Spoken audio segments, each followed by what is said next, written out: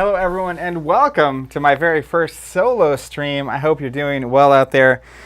I just came around the corner because I'm the only one here. A skeleton is skeleton gets, and I'm getting mic'd up and whatnot. But I hope you're doing well. If you're unaware based on the title and description of this video, if you're watching it later, taking a look at the Middle-earth CCG. It's Thursday, so we've been throwing back every week to classic games from our past and games we wished we had been able to play as we were growing up. Today, we're looking at the first time repeat on Throwback Thursday, which is Middle-earth CCG. So if you're brand new, we have a video where we learned how to play, Steven and I, the game. We break it down. We learned a lot. Chat was super helpful throughout that whole game because this is not, I don't know, let me grab this. Hold on. This is basically the rule book. And it's a lot. It's a lot to manage and a lot to deal with. So, but it's a great game, and it's a beautiful game, and one that I'm a huge fan of Lord of the Rings and Middle-earth in general. And 90s card games, so it's kind of a crosshairs of supreme interest for me. So now I am flying solo, so there's some technical things that I'm still trying to figure out. We're used to 3 people back before isolation, and then once isolation hit, we had all of our staff working from home. Like right now, Bryce is manning the tech so that he can pop cards up when I mention them in a minute. And it was me and Steven, because we've been in this thing together since the beginning in isolation. And so he's taking a well-earned vacation right now, and I'm flying alone. So I'm going to test some things out. If the audio or video doesn't seem right or something's weird, please let me know in the chat. I'll be paying attention to that. The goal today, or not the goal, kind of the schedule for the day. First thing I'm going to be doing, I've been waiting to do this actually. I have a box here of the White Hand, which is I think the 3rd or 4th set of the Middle-earth CCG. And so I'm going to be unboxing that, just opening it, and the core theme of that set was fallen wizards. So you have like Gandalf and Saruman as though they, joined the Dark Lord and tried to take over the One Ring and wield it for their own interests, like Saruman did, obviously. But you can actually win the game in that way successfully off of someone like Saruman or Radagast successfully getting the ring and doing things with it. I haven't really looked at these cards yet because I love not being spoiled on what's possibly in there. So I don't know what the chase cards are. I don't know what the good cards are. I just know that I'm wanting to open them. I have a fair amount of the first 2 or 3 sets, the Wizards, Dragons, and Dark Minions, which you'll see some stacks over in the corner over here where Steven normally sits. So step 1 is going to be unboxing the White Hand booster box. And then after we do that, I'm actually going to take my first shot at deck building for this game. If you've played or you're familiar, I think this is quite a challenge. I have 25 years of card game experience. We've been doing Throwback Thursdays for 16, 17 weeks at this point. So I've been building decks for a lot of different games from different periods of time. And there's just something particular about 90s deck building. I was talking to Bryce. That's who I was talking to beforehand on my computer screen. But I was talking to Bryce about there's just something about 90s card games that's just different. There's just not a lot of precedent and not a lot of things have been ironed out, so that's very creative, but it can also be pretty burdensome. So the first time I tried to deck build for this, it was before I had even played because we were in isolation, and I had all this stuff I was waiting to use. And I just kind of got face checked at the wall. So after we did the unboxing, it's looking at deck building. I found a super useful article online that I'll link to in a little bit that basically walks through the deck building process, and obviously expert deck builders will probably look at it and be like, well, there's a lot more nuance to it, and there's different decisions that you're going to make. But it's a pretty good guide for how to put together your first deck, and it kind of just gives you categories of things that you need to fill with certain kinds of cards, and you pick your favorites and whatnot. And then assuming I make it through that alive. So if we get to that point and I'm still streaming and things are still going all right, the last thing I'm looking at doing is in the game. Like, let me actually reach over and switch to the camera. You can actually see the table. Let's see if that works. We'll see. Let me know if it's not working in the chat. But you'll see, I'll pull up a card. So I'm going to, Bryce, I'm going to have you pull up the first card. And this is a card I hear a lot about. It's called Assassin. So we'll pull the Assassin up, and this is a card from one of the first couple of sets. But you'll notice on the left here, there are these icons. And so those are the region types where this creature can be played as something to basically counteract what the heroes are doing. And so solo play, there's actually a lot. There's the Council of Elrond's a website that has a bunch of information about Middle-earth CCG. And there's a forum there, and there's a solo play forum.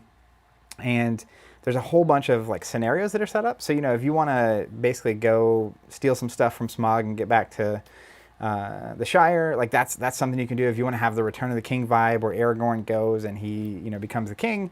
There's all these missions that you can do. But I was reading a few different people saying that they had basically custom built, and there's not a lot of good documentation on this, but they had custom built a deck for every region type.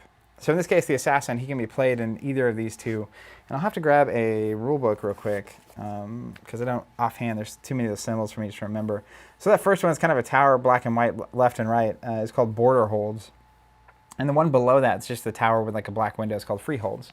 So that's the only place that that assassin can be played. So it's looking at building, 30, 40 card decks for the bad guys, so to speak, or the enemies that key to that one region. So all the minions key to that region, all the cards that you would put in that to support those minions that might come out.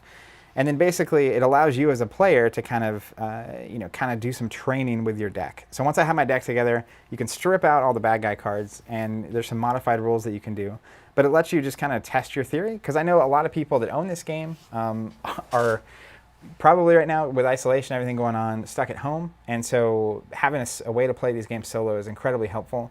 And a lot of times, this is what happened for me even before isolation, which is I got these cards and I was really excited and I was looking at all of them, and I couldn't do anything with them because I didn't have anyone else that I knew who knew how to play to teach me. And so this is kind of a really good way to test some theories of your deck and whatnot. So unboxing, deck building, and solo play, and then who knows what happens after that, but we'll see. Now before I dive in, I'm going to check in with chat. I want to know how you guys are doing, what's going on, and this whole thing, this is the first time I've streamed solo. I've been in 16 weeks, 17, I think this is week 16, of streaming 5 days a week. And it's normally me and Steven, and we've been playing all sorts of games. It's been a great time. So this is the first time I'm doing it completely solo, just me hanging out. So I'm planning on taking it easy, right? I'm going to enjoy opening some packs. The art in this game is just chef's kiss good. So I'm going to just oogle at some art as we go and look at cards and, see if they might fit into the kind of deck that I'm wanting to build and have some discussion. So if you're familiar with the game and I say something wrong about the rules, please feel free to say something. If you're not familiar with the game and you're watching this and you're new, hopefully this is super helpful to you to understand these cards and how they work, and just to help you get, because I've stared it in the face, right? I got my initial stuff for this, I think it was last October, November, and I was just, honestly, if I hadn't had as much card game experience as I had, I would have been terrified. But after we played, it's like, it hooks you. I can't explain it. It was just like, I want to do that again. And then, of course, we're streaming 5 days a week, so I don't exactly have a bunch of time to do that. So I'm going to check in with chat really quick, see how everyone's doing. Aiden says, let's go, Zach. Hey, I appreciate that. Kaya says, cut number 1 is a success. Glad to know that is going well. KH McClure says, Zach already crushing it like a boss. Steven who? Steven's critically important, so I'm glad he's getting a break, but also I'll be happy to have him back on Monday. Alex says, Steven, if you're watching from home and in chat, enjoy your vacation. Yeah, we all send you our regards, assuming you're hanging out. I doubt you are. If you're on a true vacation, you wouldn't be. Andrew Bean says, good luck on this venture. I never had the courage to do this, just played starters and challenge decks. Yeah, so there are some challenge decks. If this is a game that's interesting to you, that's where I started. So there's a set of 10 challenge decks. It comes with all 5 of the different wizards and a pre-built deck. It's crazy. It's like 110 cards.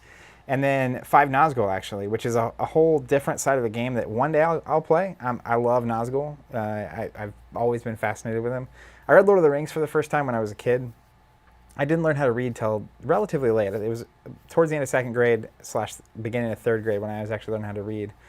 But when I was about 10, I happened upon a copy of Lord of the Rings and just absolutely stop and look up words in a dictionary because I didn't understand a lot of them.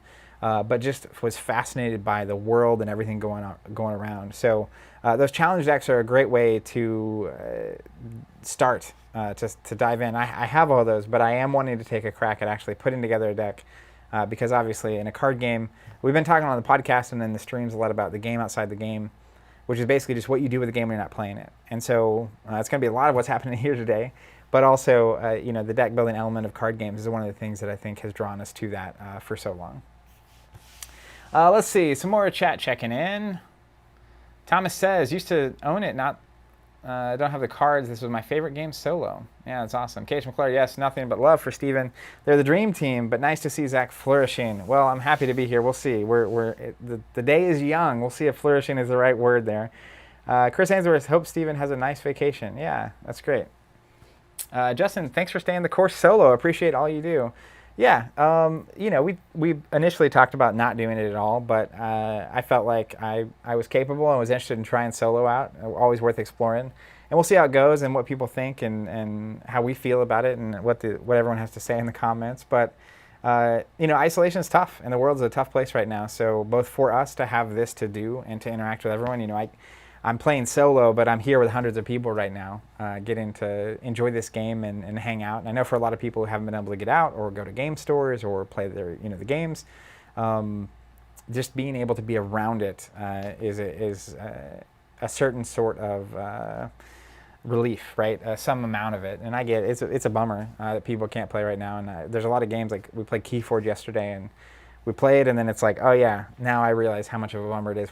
I don't have Tuesday night at the store to go hang out and play Keyforge right now when a new set's coming out. So, Kai says, rainy day in Ontario, perfect for watching a stream. I love rainy days. Derek saying, just opened 3 boxes of the White Hand last week. I really love that set. Fallen Wizards are wicked cool. Any question for you, Derek? If you know what you're doing, what cards should I be on the lookout for today? And then also, my favorite character in all of Lord of the Rings is Aragorn. And I have a stack of cards that are kind of like Aragorn-centric cards that I'm interested in putting into my deck. But are there any cards in here particularly that you would see fitting into like a Gandalf-Aragorn vibe deck? If so, let me know in the chat, and I'll try to catch those in a minute. Nick says, bought more Flesh and Blood from you. I'm hooked. Thank you both. Hey, it's a fantastic game. Glad you're digging it. I'll be doing some deck building solo tomorrow for that game, actually. If you're unfamiliar, it's a TCG that came out last year. And it's super cool. But we appreciate you buying from us. That's how we're able to do everything we do, including the stream. And I know you will enjoy it. So really enjoy once you have it. Joe saying, hey, Zach, thanks again for these evening streams. Going to be a blast. Glad you're here, man. Super glad you're here. Keone says, watching from Salinas, California. Love this game. Hey, if you please stick around. This is a dense game, and I've only played once, and it was on camera. So I'll probably have a ton of rules questions for you. Jeremy Wright owned it. I was 12, and I'm sure I didn't know how to play correctly, but I love the theme, so there I was. Theophan is saying, how do you like the LCG for Lord of the Rings? I love the LCG for Lord of the Rings. And let me switch back for a minute while we're chatting. Let's do transition number 2. I love the LCG. That was the first cooperative LCG I ever played, and it was actually one of the reasons. We were at Gen Con 2011, I think, and I was kind of doing a solo exploration, ironically enough. The rest of the team was shooting a video, Steve and Robert and Jonathan. I think Tim was there at the time, too. And I saw this big, beautiful piece of art from the Lord of the Rings LCG, and that drew my interest. It was a Nazgul. And so I went, and they were like, we have this Lord of the Rings card game. And I was like, I haven't heard of this. So I tried it. And at the time, I'd never played a cooperative game. It was all tournaments and competitive and whatnot, but I really dug it. And they were actually sold out of the core set, so I bought a couple adventure packs just to have some cards to look at on the way home. And then I tried a game called Game of Thrones LCG, and that's before the show, which then got me to read the books, which then the show came out, which was great. But all that said, it's a great game. I think I haven't played it in a long time. It's been 3 or 4 years, but I had a couple friends. We first opened the store in 2012. Me and Tim worked the store on Sundays. And a couple good friends, Ben Comstock and Michael, would come and we'd play Lord of the Rings pretty regularly up front because we were all obsessed with it. But over time, I mean, what I remember of it is definitely, we'll probably revisit it on a throwback, but it's definitely starting to show its age. And when you have other games like Arkham Horror and Marvel Champions, it feels like they've learned a lot and applied it, and then Lord of the Rings never really had like a 1.5 or a 2.0 situation. So once you get to a certain point, to me it starts feeling a little too linear, a little too much like just a pure math equation. But some people really love it, and the art is probably unmatched in that style for Lord of the Rings. So I definitely think it's a great game, and it's still widely available. So no hesitation to recommend that at all. Derek Montoy, Rolled Down to the Sea is the biggest one to look for. The sad part is the vast majority of the set is very narrowly focused on Fallen Wizards. That's cool. I'm still excited to see it. I'll eventually get regular decks, Fallen Wizard decks, and Nazgul decks going. Chris saying, if you're building a Fallen Wizard deck, you won't be able to use Aragorn. Yeah, we'll see. I might be convinced here to play a Fallen Wizard deck, but we'll see what happens. Robert saying, just picked up the full set of the Wizards. and have the challenge decks. Looking forward to giving it a shot. Yeah, the challenge decks are fantastic. If you have a full set of wizards, I think you have a ton of tools to play this game. Aaron Clark, I'm just here to chat with Zach and chat while I work. What up, Aaron? Hope you're doing well. I assume you don't own this game and or have never played and or maybe even don't have interest in it. Zach McGaw saying that Lord of the Rings LCG community has one of the best gaming communities you'll ever find. Cooperative communities are typically very, very strong. And even like games like Middle-earth CCG, it makes sense. If you're still playing 25 years later, it's probably because you love the game or you really love the theme. So those are usually also pretty positive communities. Robert saying Lord of the Rings LCG is great, but he thinks he prefers the Middle-earth CCG or the Lord of the Rings TCG. Yeah, we also did the throwback to that. I think that's another game I'll probably look at solo if I get the chance at some point. Carson, looks like I'm finally caught up. Carson says, who's your favorite Marvel champion up to this point, and who are you most looking forward to playing? I think Spider-Man is my favorite to play. I have the most fun when I'm doing Spider-Man things with Spider-Man. And at the moment, Hulk's on the horizon. I'm a huge fan of just Hulk smashing. But there's a ton. I mean, Spider-Woman looks awesome. I'm hoping someday we get Vision. If we ever get the X-Men, that's going to be crazy. If they ever do something crazy like Venom, I would love to see a Venom like hero anti-hero thing going on. But there's a ton of characters in the Marvel universe that I would love to see as heroes. The ones I know about, I think Hulk right now is at the top of the list, followed closely by Spider-Woman. All right, we did it. We caught up. I'm going to go back down to the table. And it's, Carson says yes to X-Men. That's very true. I'm going to flip back down. And we're going to open some packs from 1996, I think. Let's see if it's got a copyright on it. Limited edition booster pack display. Ice. Iron Crown Enterprises, in case you're curious. I'm trying to find, I guess I can do it here. No date. I don't know when this came out.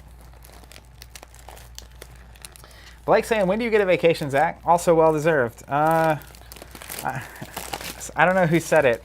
I know it's going to be a famous quote that I should know. Details aren't necessarily my forte. But I'll rest when I'm dead is the saying that I like a lot. No, I'll take a break at some point. We'll see. I don't have an answer to that yet, but I'm hoping someday that a break does happen. We had a long 4th of July weekend recently.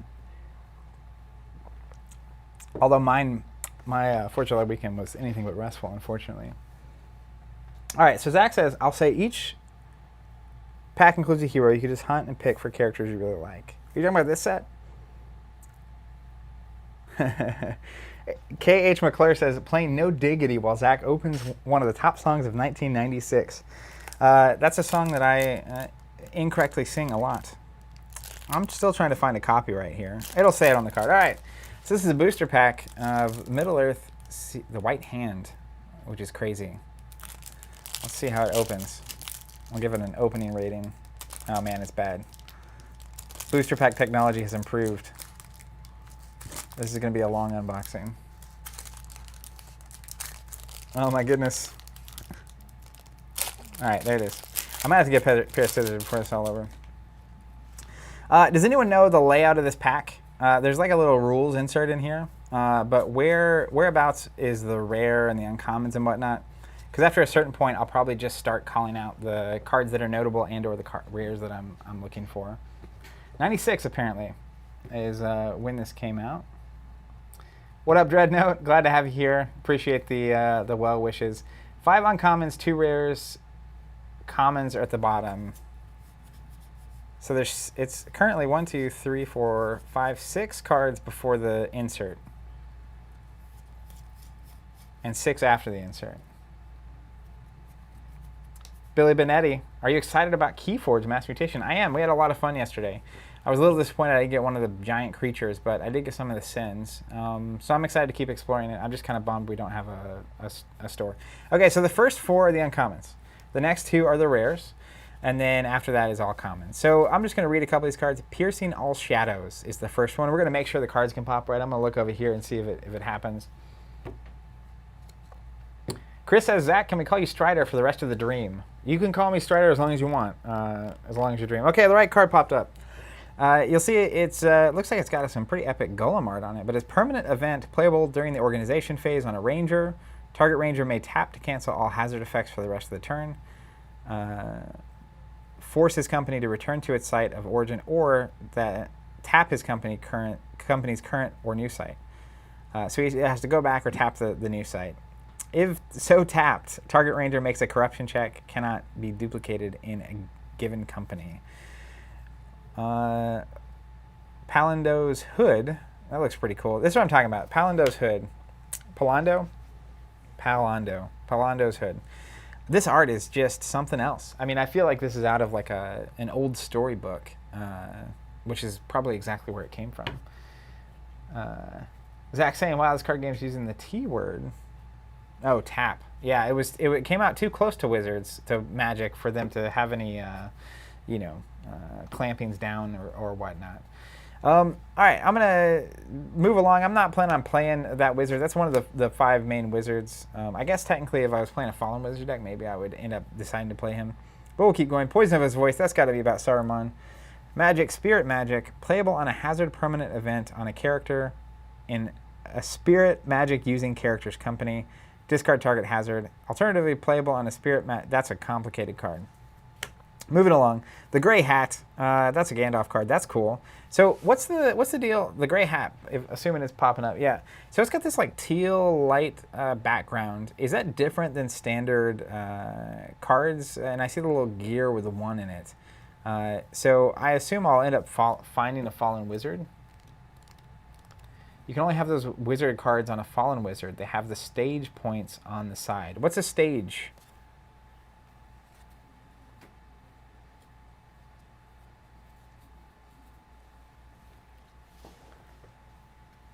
Gear's the stage points. Okay, so the Gray Hat has a 1 stage. Teal background means Fallen Wizards only.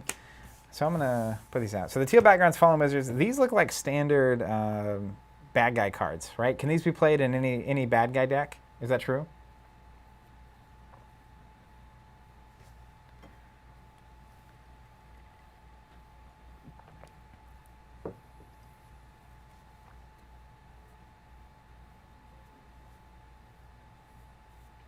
Derek says there are cards that will refer to that number. The more you accumulate, the more powerful stuff you can do, but the more you get wrecked by anti-Fallen Wizard stuff.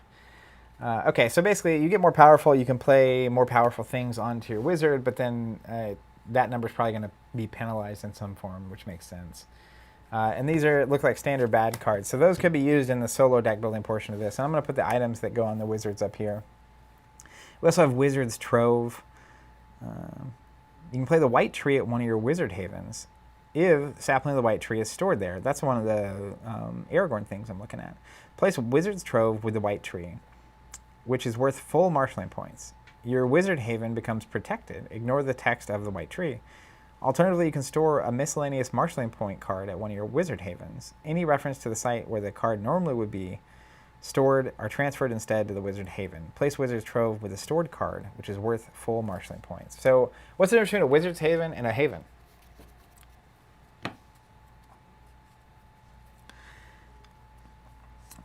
While I'm waiting on that answer, I'm going to read the next one. I have power relinquished to Artifice. Look at that art. I don't even know what's going on. It's like a ring, a hand with a ring and a white wizard in it. Playable on a wizard, fallen wizard, or ring wraith. I like that. His prowess and direct influence are each modified by -1. If he's a fallen wizard, these modifiers are instead -5 if his stage points exceed 20, -4 if they exceed 15, -3 if they exceed 10, -2. For Alatar and Radagast, reduce the modifier to 0 for prowess and double it for direct influence. So if you played on Alatar or Radagast, it doesn't do anything to your prowess, but the effect is doubled on your influence. So that's a lot of influence to be playing. Can't be duplicated on a given character. Discarded when any play deck is exhausted. So that's a bad card. So you would be playing that against a wizard.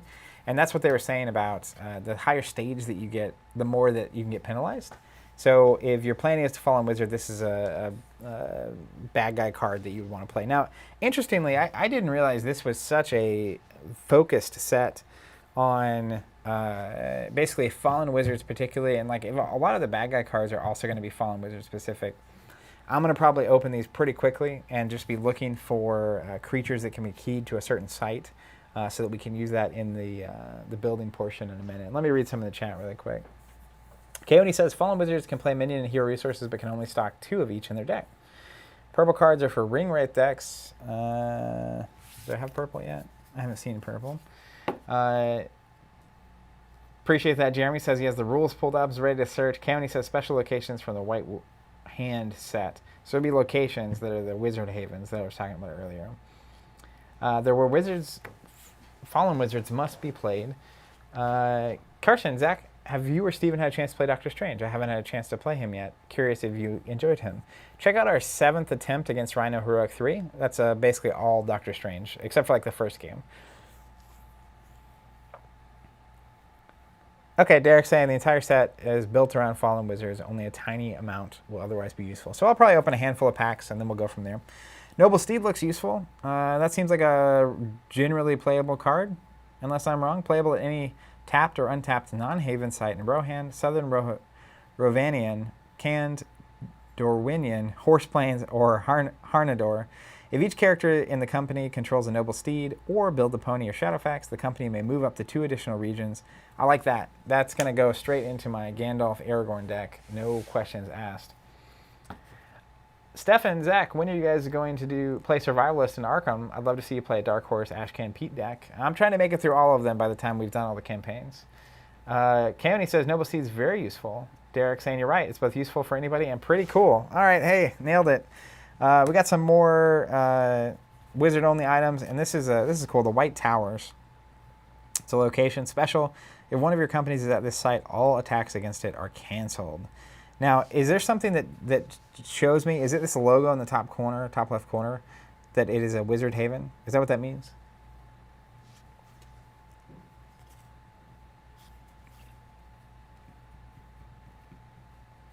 Jonathan H. Can't wait to get my Flesh and Blood decks. Tempted to just buy a couple booster boxes too. Hey, when we get those back in stock, I wouldn't blame you. Okay, yeah. Chris saying that's a Wizard Haven, which is cool because I don't think that was. Actually, they include. Isn't this crazy? This actually baffles me. This sheet, front and back, and it's talking about the stages and the victory conditions and getting ready to play. Let's see if it has that Wizard Haven thing on it. But this came in every booster pack. That's crazy. That would never happen today because the internet is a thing. So it'd be like, go to this website to do this thing. Yeah, it's not showing that logo, which is bizarre.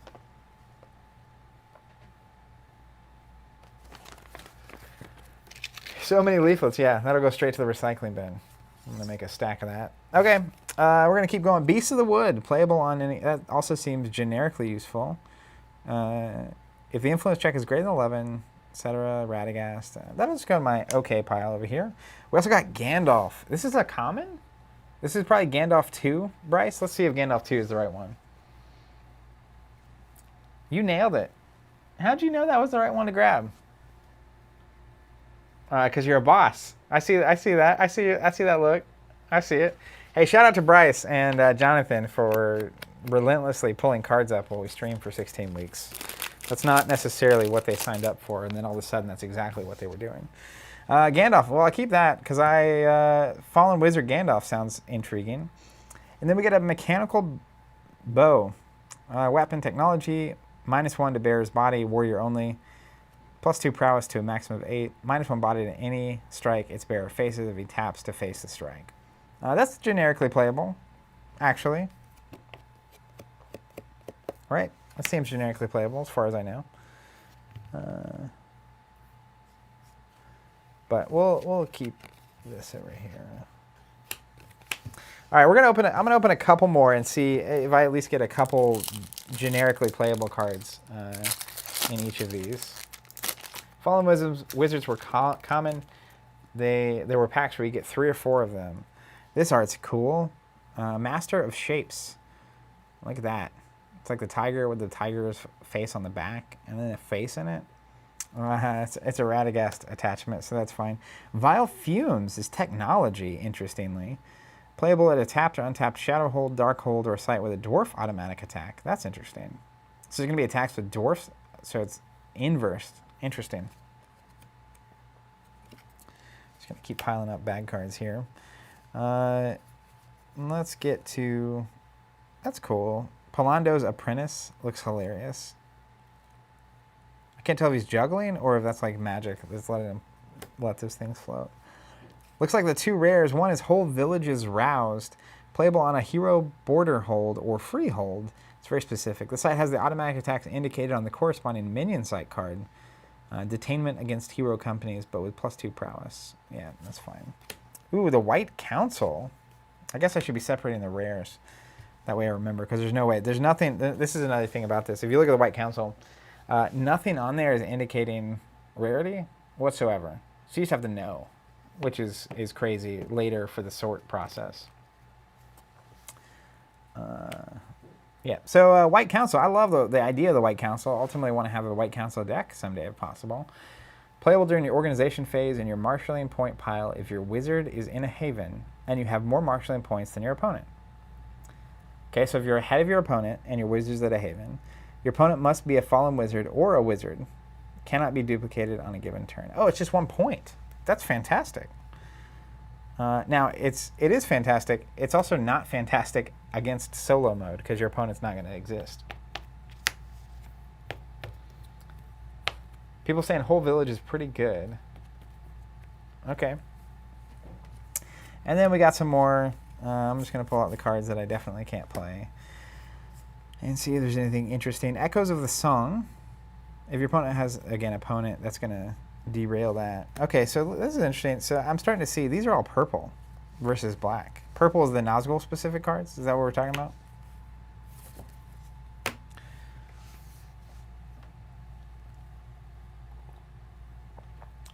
Jeremy's saying the mechanics and intricacies jump up with each expansion. I think that was one of the downfalls. When we were streaming last time, people were talking about basically Wizards was very, and so many games do this. We were talking about this on the podcast last week, where it was how to basically ruin a game. And it's like they start out and it's very fundamental, and that's the game people fall in love with. And they feel like they have to keep introducing something spicy to keep people engaged.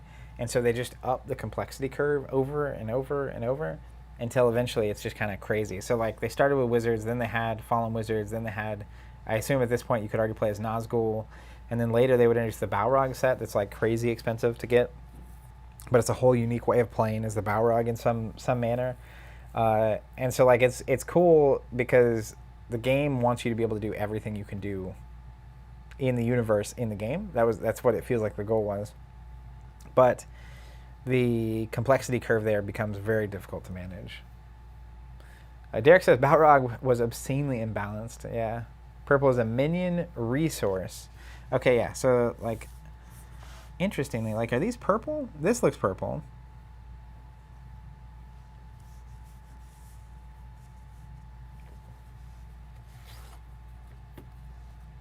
Derek says most of the top tournament breakdowns are Balrog players at the top. Yeah, that's a bummer. HL saying, is that what happened to Game of Thrones 2nd edition? That's a entirely different story, I think. Chris saying they started with Wizards, moved to Nazgul Ring Wraith decks, ended with Fallen Wizards and the Balrog. Yeah.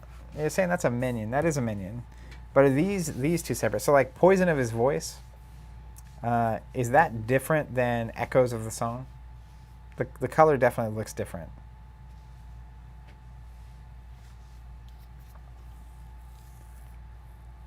What up, Sarandon? That's awesome. You'll let us know what you think about the Ira decks and appreciate the subscription. That really helps us. I mean, it allows us to do everything we're doing. Derek's saying they are different. All right, I'm going to stack them up like that. All right, we're going to open a couple more, and then I'm going to have to come back to these packs when I know what I'm doing with these Fallen Wizards. I do like the Noble Steed, though. That's a card I will be happy to keep opening. I think I already have a couple. Aragorn and Gandalf riding around on their horses. What up, Oldrick? Appreciate you being here. Says it's awesome to see Middle-earth back on the table. Zach saying nothing will beat Star Wars CCG for added mechanics. They landed on asteroids once. Gotta add asteroid card and rules. Someone got frozen in carbonite once. Gotta add cards for that too. Yeah, both the joy and downfall of that game ultimately is part of what makes it awesome, but also part of what makes it tough. All right, I'm gonna go through the uncommons. Ooh, the Black Council. Look at the art on this. The Black Council. Get out of town. That's so cool. I just want to make sure it's there. It's so good. 1 point on the top left you'll see there. So it's playable only during your organization phase in your marshalling points pile if your Ring Wraith is in a Dark Haven and you have more marshalling points than your opponent, and your opponent is a ring wraith. So similar to the White Council, it's basically 1 free point if you're playing against the same kind of opponent, and you're ahead. So it's only playable when you're winning, which is a challenging card. But then the recognition is like, okay, you're ahead, and you have to be in the mirror match. This probably goes, one of the cool things about this game is you have a standard deck, and then you can exhaust your wizard on your turn to put a card from your sideboard, which I think is 30 cards, shuffle it into your deck, or you can put 5 cards into your discard pile. And so normally, I think most games are a 2-deck game, which means you're going to go until you've gone through your deck 2 times. So if you exhaust your wizard to put 5 in, that means the second time around you'll see those cards. That seems like a really good card to put in, you know, 1 of into your sideboard. You get to the end of your deck, you get to put 1 in, and then if you know you're kind of like have tempo a little bit, this is just going to help you kind of keep piling on. So I like that, and that's a rare, so we'll make a little rare pile. Then we get Nature's Revenge, playable on a site in a wilderness that normally is a border hold or a shadow hold, or a non-protected wizard haven in a wilderness. That's crazy. The fact that they printed that on a card is some moxie. All versions of the site become ruins and layers. That's like the most epic of locations, I think. Let's look. I don't know. The rulebook doesn't make it seem like a skeleton. I feel like that's one of the hardest ones to key to. So you can turn a wilderness that is normally a border hold or a shadow hold. So perhaps there's a card that turns with those into wilderness. That's just crazy. It becomes this type, though, and it gains each additional automatic attack. Animals, each character faces 1 strike with 7 prowess. Discard this card when the site is discarded, or return to its location deck. Yeah, Derek's saying that's where Ruins and Layers where you get all the best stuff.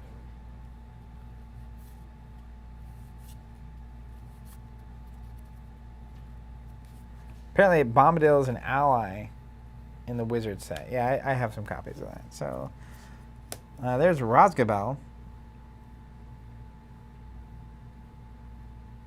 Oh, it's a location. I was confused for a minute. And there's Saruman. Look at that. Saruman, probably Saruman 2. Cool. He's got the like rainbow light on his back, which I'm a fan of. It's just cool art. I could look at this stuff all day long. He's a scout, ranger, sage, diplomat, fallen wizard. Crazy. Unique, can use sorcery. Your non-weapon, non-armor, non-shield, non-helmet items are each worth full marshalling points. May tap to use a palantir he bears. Okay. -1 to all corruption checks. At the beginning of your end phase, you mean tap Saruman to take 1 spell or sorcery card from your discard pile to your hand. Saruman in many colors, apparently. Yeah, he's cool. Definitely cool looking. And then we get the classic other stuff. All right, one more. We're going to have one more pack, and then we're going to move along and try to wade through the deck building process of this game. Maxiel saying that art indeed rules. Yeah, it's really strong. We got Lugdush. He's a cool looking orc. Urukai traded. Then there's other things, and let's see what we got here. Give Welcome to the Unexpected. This is a stage 2 item, unique Gandalf specific. Place this card on Gandalf if he's in play. If on Gandalf, your unique character, non-character cards normally worth 1 marshalling point or each worth 2 marshalling points. That seems really strong. And it's Gandalf specific, so that makes me happy. Keys of Orthanc, unique, playable at Minas Tirith. During your organization phase, you may take the Fortress of Isengard from your play deck or your discard pile to your hand, or discard the Fortress of Isengard if it is in play by another player. Reshuffle your deck if searched. Nice. That seems good too, actually. Bad Company. Oh, look. I also got Alatar, who's another one of the wizards. So we've seen 3 of them so far. That's pretty good. 3 out of 5. Some more upgrades and minions. And then we got Isengard, probably Isengard 2, which is cool. So we have Rosgabel, Isengard, and the White Towers. 3 so far. So that's not bad. What do you guys think? How do we feel about, if you played, are Fallen Wizards like super fascinating? And are they any different? I guess, is the win condition the same? Are you just trying to score points, or is there like, I remember seeing somewhere like the ability for them to get the ring. I don't remember where that was at. trying to not squish these packs. Yeah, Chris saying, I love that art on Fallen Alatar. Chakti saying, Alatar, my dearest Alatar. I assume he's cool. Pulling him back out, right? Let's look at Alatar 2. He looks like he has that bow and arrow with the forest. That's cool. It's just a very specific kind of art. It's really cool. I'm a huge fan of the style of this game. I don't think it'll happen, but I would love for a modern publisher to do a game in this style. Derek says there's a card for them to win with the One Ring. Absolutely. Chris saying Fallen Wizards is very different, but very cool. Jeremy Wright, what set is this? That's the White Hand. It's the name of the set.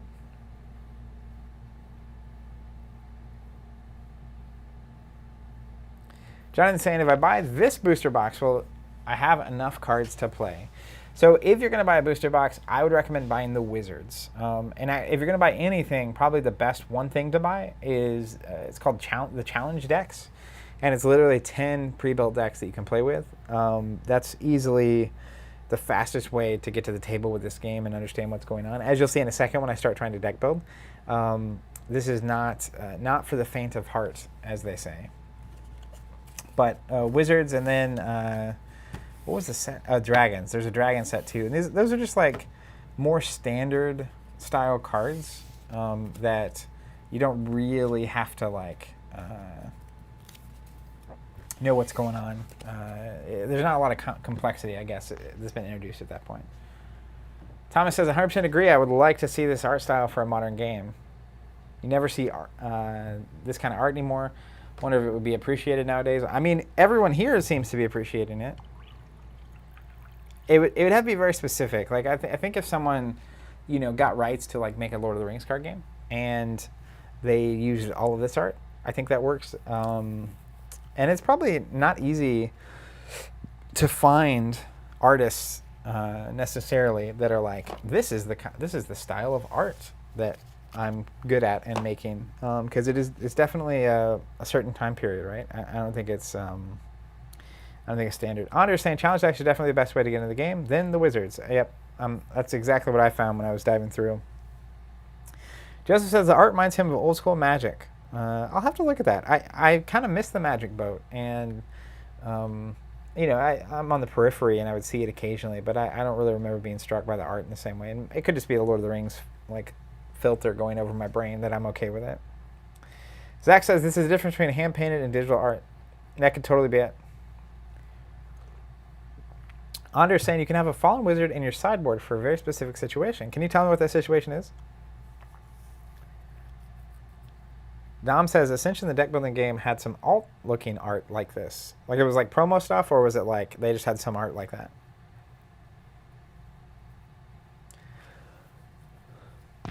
All right. So I found this article. I don't know if you guys have read it. If you tried, I'm going to link to it in the chat. And this is the greatest, best hope I have at deck building. So I'm going to share a link to this real quick.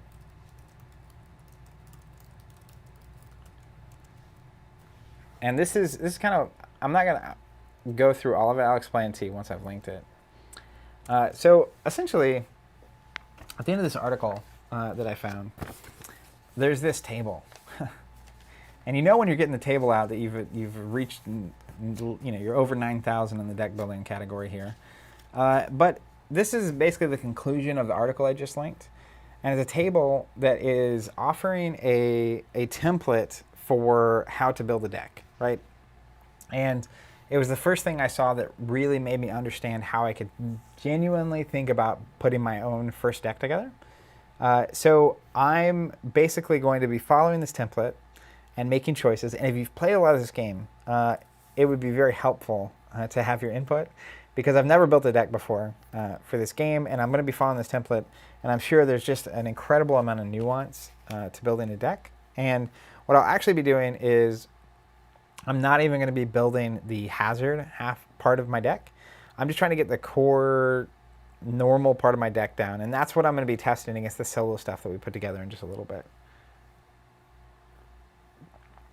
Chris says, quick summary of Fallen Wizards. They must play at their home site, a Wizard Haven. You have you have restrictions on companies, decks, and marshaling points they can use, and can play hero or minion cards, so they can do either. Understand, I think some of the art is repurposed from other sources. Yeah, it definitely is. Joseph saying, go look at the art of Ice Age and Fallen Empires from Magic the Gathering and compare Zach. Similar.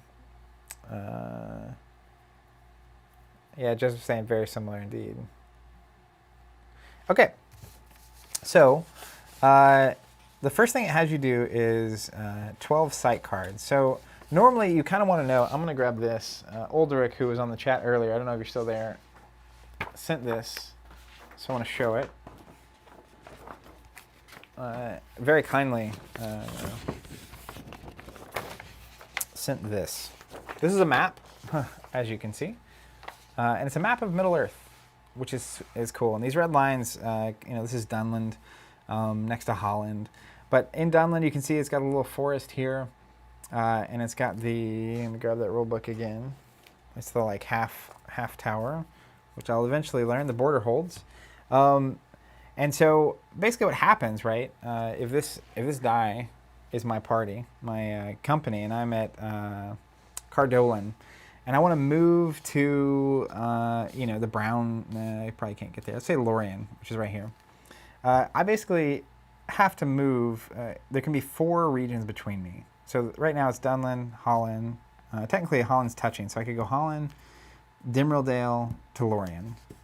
And so the site path would consist of all the icons I go through along the way, and the enemy could play things based on where that's going. So when you're building a deck, the strategy is you want to kind of understand where it is in Middle-earth that you're going to be going to score points. And that's relevant because once you have basically tapped a location, it gets discarded. And I don't think it comes back until you make it all the way through your deck. And then it gets back in. But certain locations, like let me see if I can grab a standard location real quick. So like Rivendell. No, Rivendell's a bad example, but it'll still pop up. Okay, Ruined Signal Tower is a really good example of this. So on Ruined Signal Tower, you'll notice on the top left corner, it's got the Ruins and Layers logo, like the icon. So that location specifically has it. Now, when you're playing with like the starter movement rules, you'll see all those trees along the side. And so when you come to this location, it's just assumed that your site path had those locations in it. But when you're using standard movement rules, you actually reference the map. And if you're going from Ruined Signal Tower to Sarn Gorawing, I don't know where they're at in the map technically. Instead of those site paths that are kind of automatically built for you, it would literally be the Ruined Signal Tower, Sarn Gorwang. So you'd have those 2 logos, or those 2 location types. But then every location you had to go to in the middle would be the site path that you see along the side. And so when you're traveling and kind of constructing, you actually need to come up with a strategy for how your company or companies are going to move across the map and collect points. Now, there's some really good examples. Let me find this stack of cards I liked that I want to build around. Let me find one that's a good example first. No, that's not the stack. Is it this one? Yeah, it's this one. Okay, so as an example, I want to play Aragorn. A card that's probably going to end up in my deck is Anduril, the Flame of the West. Top left corner, it's worth 1 or 4 points. We'll find out how in a second. And it looks like it gives you +1 influence. And it says unique. So I'm pretty sure unique means you can only have 1 in your deck. If I'm wrong on that, let me know. At worst, it means 1 in play, but I think it also applies to just the number in deck. And it says Sage only during the site phase at an untapped site where information is playable. So you'd have to have a site, and I'm sure chat can let me know one of those locations that's site related, or that has you can play information. But it has to say, information is playable there. And then you tap your Sage at the site. And to do this, it's a permanent event, so you could just play it like that. Your Sage makes a corruption check, modified by -3. Keep Sage tapped until Anduril is stored at a haven. So the Sage that gets Anduril has to make it back to a haven after you get it and store it there. Once stored, you can discard a stored Reforging and place Anduril with Narsil. In addition to Narsil's effect, Anduril gives its bearer 4 marshalling points, +4 prowess, +1 direct influence, and 1 more corruption point. Anduril may be tapped to untap a Dunedain. Dunedain, like Aragorn character in the same company, but its bearer must make a corruption check modified by -1. Zach says, man, I think War of the Ring might have fewer rules to keep track of. So the main thing is there are a lot of rules here, but then there's also a lot of text. You look at Andoril for the Flame of the West, and it's just like a brick of information, of steps you have to be able to follow. Keone says Weathertop. So let's see if we can pull Weathertop up. It'll say you can play information. And so basically, again, a sage like Weathertop can tap. So you have to tap the sage and Weathertop, make a corruption check and succeed. Then the sage will stay untapped until you get Andoril back to a haven and store it, which is a zone test. Then once it's stored, you also need a stored reforging. So we'll also be looking for reforging. Does anyone know what set reforging is from that's on the chat? Because I want to make sure I have it before we dive too far down this path. But also worth noting, right? If you go to Weathertop and you tap it to play Andoril, Weathertop's going to get discarded after it's over, and you're not going to be able to go back there until you've gone back through your deck. And so you have to basically, a big part of the game is understanding your site path so that you can have a way of moving about Middle-earth that is going to allow you to accumulate points in the most efficient way possible. So that's what I say. There's so much nuance here. It's actually bewildering. Thomas saying the Wizards is the set. Okay. And it's called Reforging. So let me just see if it's in here. I also really like Choice of Luthien. It'll probably pop up and you can read it while I'm searching.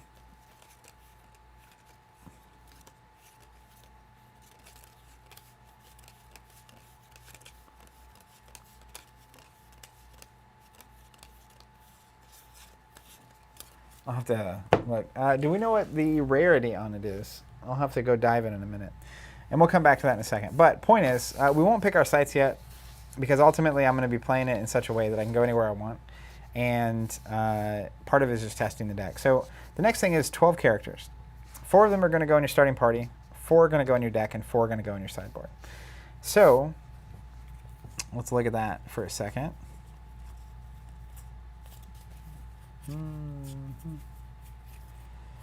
Let's grab my stack. I'm just going to start putting out characters I like, and we're going to go from there. I like Boromir the second. Not number 2, but Boromir. Just standard Boromir. Yep, that's him. Let's see.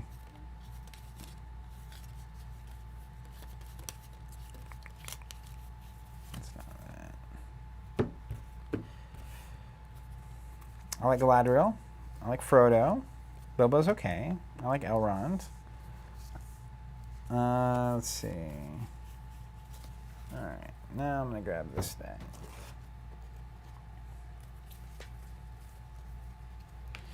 Here's Aragorn the Second. Let's just take a look at him real quick. So now I'm going to have to pull up my, 1 second.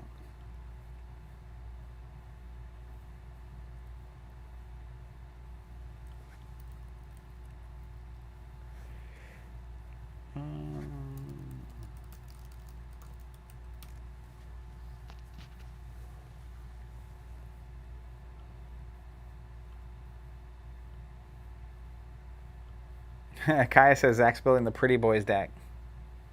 Reforging is common. That's great. That means I've got it. So on the characters, I'm looking at the stats. The shape of the face, that's the influence. Is it called influence? No. Influence is the hand. That's how many they can control of the. I'm trying to. I can't remember the name of that. I know an answer to this. To the rules. I'm going to pull up a character because I want to make sure I'm building this right. And this is 90% of playing a card game in the 90s.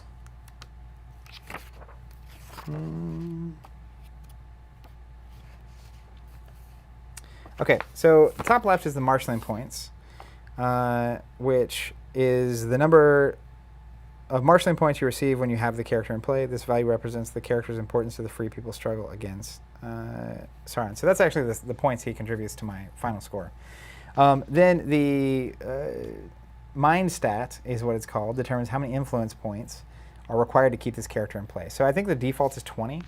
So Aragorn, as an example, takes up 9. And I'm looking for 4 starting characters, so I'm going to have to play some lower mind characters with him.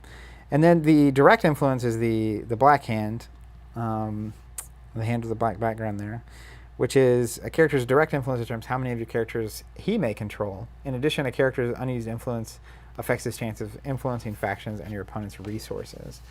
So I'm going to leave this handy.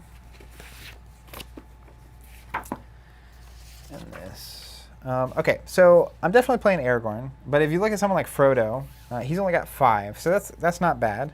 But I'm going to keep going. Is this the stack I was just looking at? Yeah. Okay. Other characters I really like. Baragond is cool. Baratar is cool. I already got Boromir. Eomir. Who doesn't like Eomir? Eladin, Eowyn. I told Bryce before we started I wouldn't shotgun names at him, but here I am shotgunning names at him. He's smiling at me. So Eowyn, let's start with Eowyn. I'm just going to start reading some of these. Unique against Nazgul, +6 to her prowess, and body is halved, rounded up. That's one thing you see too. Like I don't know what the text reads. It's on the screen. It says, +6 prowess, and his body is halved, rounded up. So it's reducing the body of the Nazgul. It's also, I love that art. I also look at Eomir. Because again, this is before the movies happened, which is notable. So like they're not trying to do the movie thing at all. He just looks like a brute. Like he's really just like ready to beat someone up, which is cool. I've been listening to the books recently,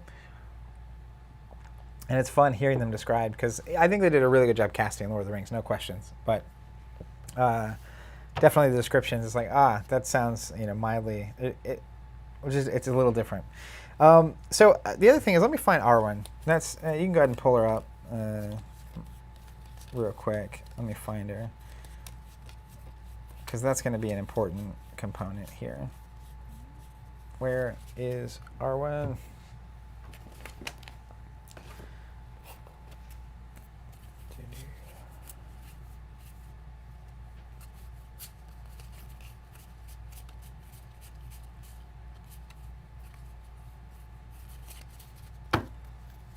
Because she's going to be in my deck. No questions asked. I just have to find her.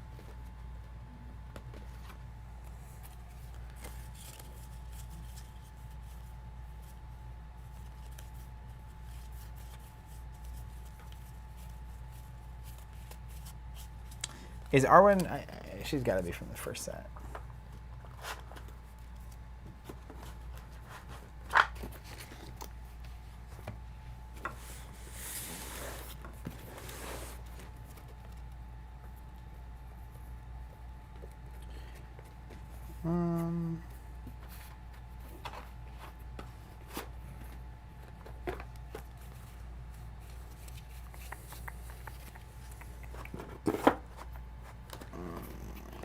All right, let me find Arwen.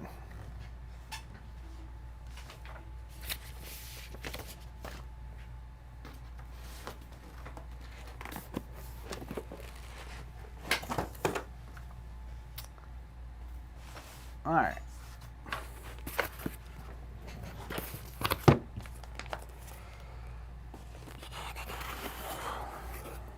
Let's see if she's here.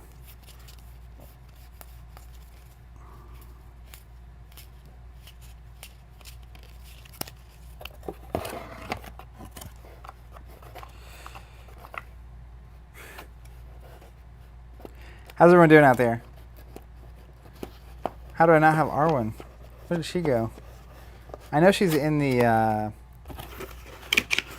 Aragorn deck, the challenge deck, so at worst I'll grab her from there, but ideally I don't have to do that.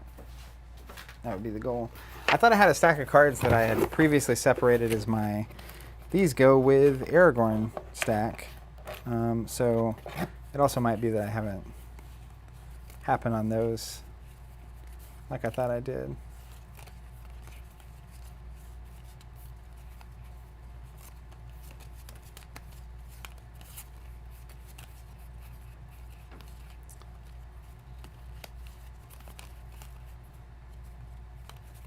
Does anyone know what set she's from? Is she from the Wizards? I assume she's got to be, right?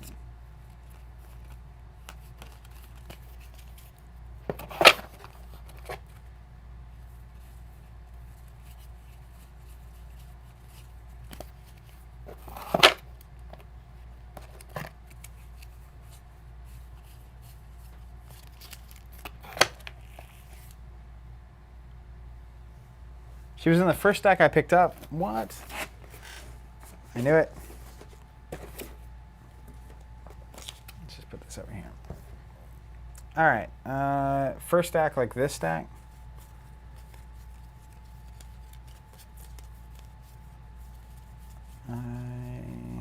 Not that stack.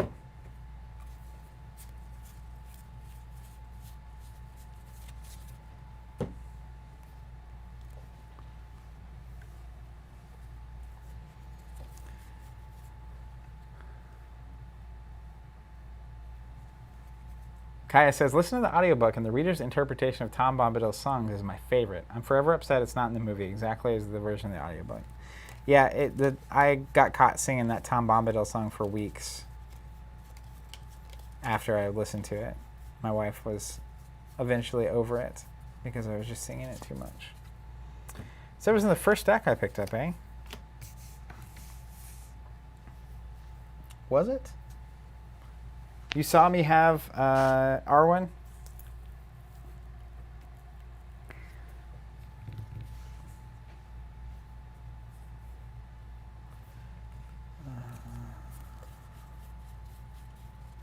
I'm just going to grab it out of my Aragorn deck.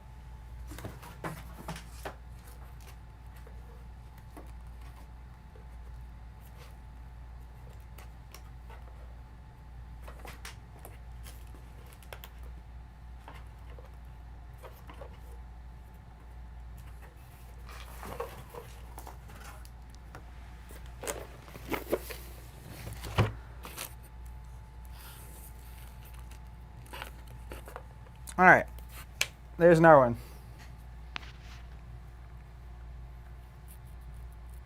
Unwanted Attic. You saw R1 in my original stack. Really?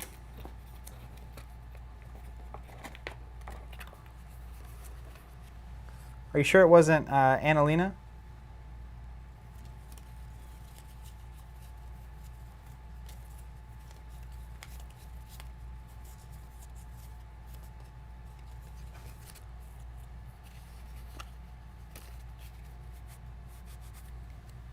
We're gonna carry on. We'll revisit that in a minute. All right, so let's move this.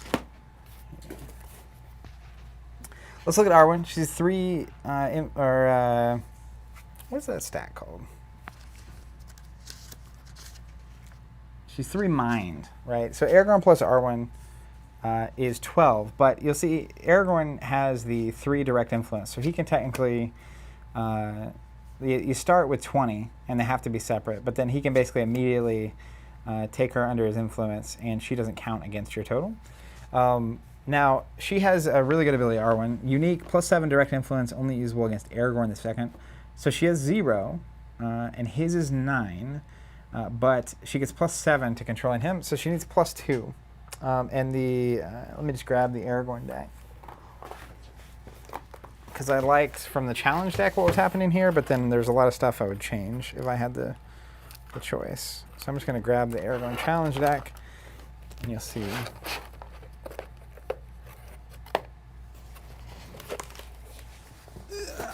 All right.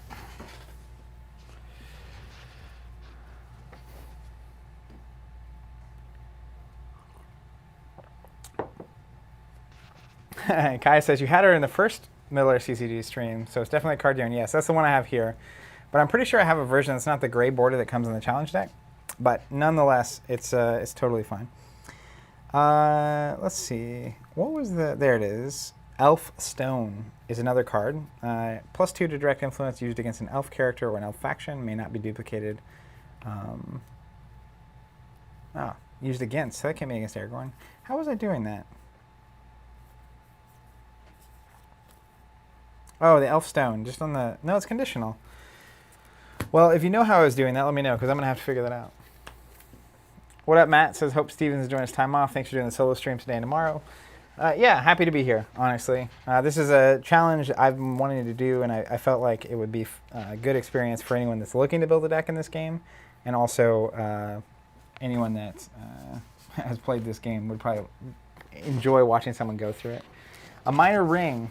Yeah, that's right. I do. Yeah, there it is. I have it in my little short stack. So there's a card called Lesser Ring, which playable only with a gold ring, and after a test indicates a lesser ring, +2 direct influence. So one of the goals of this deck is going to be getting the lesser ring in on Arwen, so then Arwen can basically influence Aragorn. And when that happens, obviously he normally takes up 9 mind of your 20, so that's a lot, but she makes it where it's only 3 between the two of them. So that's really strong. But back to my cheat sheet here, before we get too far. So basically, we need 4 starting characters is what we're looking for. And I know I'm doing Aragorn Arwen, which is 12 of those. So I have 8 left. And that's where like I'm looking, and it's like Galadriel and Elrond cost too much. Eowyn's actually not that expensive, and she's good against Nazgul, so that's fun. Ymir is also not that expensive. +2 direct influence against the Riders of Rohan faction. So I would probably want to go get the Riders of Rohan if I was doing Ymir. Now, 2 things I'm thinking about, and this is where I want the stream's help, is there's certain cards I'm ultimately wanting to deal with, right? Like if we look at Choice of Luthien, it's unique, so I think I can only have 1 in my deck. Also, I love this art. Can I just tell you guys how much I love this art? Every time that light is being used well in a piece of art, that's why I like Magali, who does a lot of the old FFG art, but then now is doing a decent amount of magic art. But anyways, playable on Arwen and Minas Tirith, and it makes her cost 2 more points, but she also gets +2 direct influence. So obviously she could, without necessarily having the lesser ring, we could go Choice of Luthien. She receives +2 direct influence, and her mind increases by 2. Discard Arwen if Arwen moves to a site not in Anorian, Lebanon, Laimdon, Belfalas, or Anfalas. Tap Arwen to take 1 item, ally, or faction playable at her current site from your play deck or discard pile into your hand. So this is not only going to give her the influence she needs, but it's going to also let her be able to tutor out of my deck. Anders says, and there it is. Yeah, there it is. You were just talking about that card. It severely limits where Arwen can move without losing it. So let's just pull up my handy-dandy map. So if she moves to a site not in Anorian, Lebanon, and I assume if she's at Minas Tirith that this will be close by. Don't mind me. Take over. So Minas Tirith, I believe, is here. So Lebanon, Anorian, Laimdon, Belfalas, Anfalas. So it's all this down here. So let's look. Yeah, that's it. So she basically has to stay there once you get it. So that's definitely one route I could take, right? And I think there's kind of some decision trees that are going to have to start happening here, which is, let's put these in my generic stack. Basically, there's Luthien and there's Lesser Ring, which kind of fill the same role. And then the other thing I'm kind of looking at, I want to get Anduril. Let me find Narsil real quick.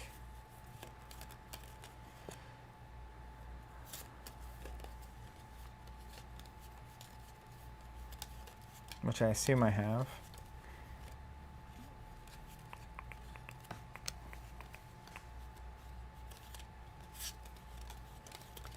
Is Narsil from the Wizards?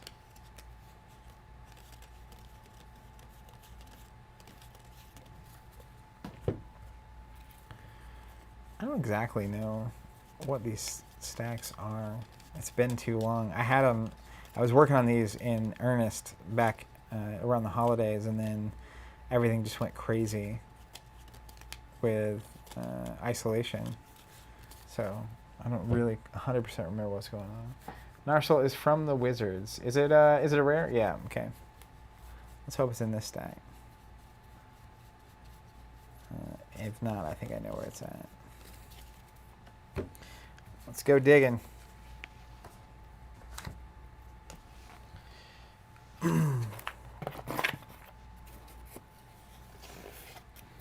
going to use this space because Steven's not here. What's it for, if not this? All right, let's see if it's in my short stack. All right. Man, can you imagine? There it is, Narsil. We did it. That's an achievement. I'm glad that was there because that proves that this is the stack I was dealing with. All right, Narsil gives +1 direct influence, which is nice. Unique weapon, +1 prowess, and direct influence. So let's just talk through this for a second. To get Narsil into play, I think I can just play Narsil. Or let me find Reforging, actually. Reforging is, what color of a card is it?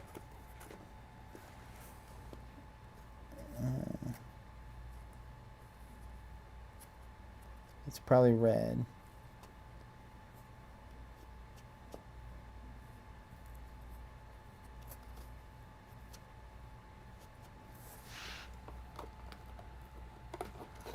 Let's grab these. Let's see if it.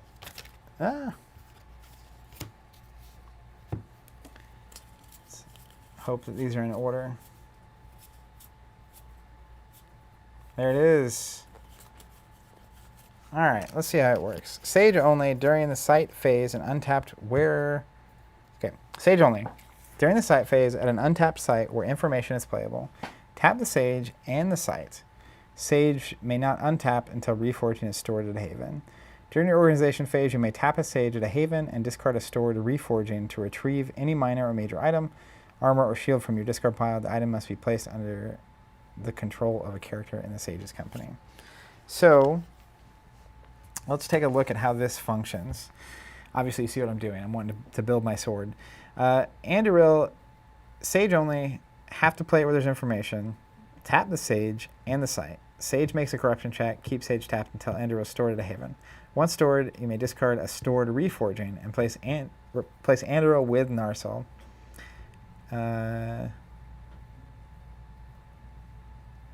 Okay. So I think, correct me if I'm wrong. What up, Thomas said he got my favorite Aragorn thematic combo.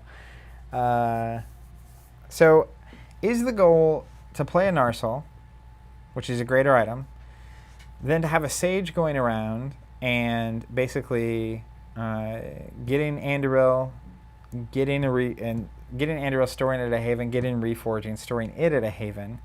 And when you have both of those happening, then Anduril, Flame of the West, goes to whoever has Narsil, and all of a sudden now it's worth 4 points instead of 1. Is that right? This is why I need chat. What up, Ben Sweeney? Glad to have you here. Is that how that works? Anders says exactly. Okay, so what I need to have happen for this dream to exist, I feel like there's a lot of different things you can be doing with Aragorn in this game, which we'll get to in a minute. But basically, I need to have a Sage, which I don't currently have because Aragorn's not a Sage. Technically, Arwen is a Sage.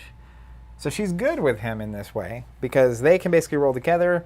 He can do his whole scout thing where he prevents all the attacks from happening to them. And he can basically escort her to do this thing. Now, the other way I could play this is, because she's also a scout, so they're going to be a very sneaky duo. The Matt Resner says, buying one starter deck worth it, or would I need a lot more? If you buy 2 challenge decks, it would be perfect. They would play against each other. I'd recommend 2 of the wizards if you're going to buy anything, but any 2 of the challenge decks will probably get it done. Okay, so the other way of doing this, because they're 12 points total, so I have 8 other points. Now, if I can find a Sage that can pair with another character, like obviously Elrond's a Sage. Now I could also just play like Elrond and Galadriel in deck and hope to, because essentially immediately Arwen is going to not cost me any points up front. Eventually Aragorn will flip and not cost me any points. So I could play like Elrond. When Elrond's at Rivendell as controlling player, I'm going to keep 1 more card than normal in hand. -3 marshaling points if eliminated. I assume, does that actually ding not just the 3 on him, but also just plus an extra -3? Is that correct? KH McClure, is solo a variant or is it baked into the game? So solo is a variant. There are literally, like the book I have here has solo scenarios and ways to play, the standard rules. But there's also a variant that we're going to be working on, which is basically just building a challenge deck for every type, and you can just kind of solo it up. Annalena is a Sage. Yeah, she's in my short stack. We saw that one. We definitely saw that one. Let me look through from Sages in my list. Oh, Glorfindel's a Sage. I like Glorfindel.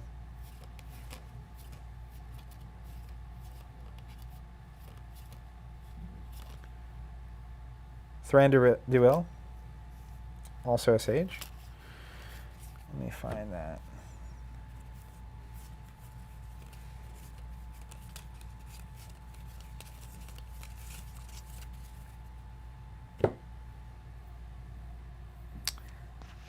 Totally. KH McClure, let us know if you have any more questions. Anderson, you want something like 5 free general influence if at all possible.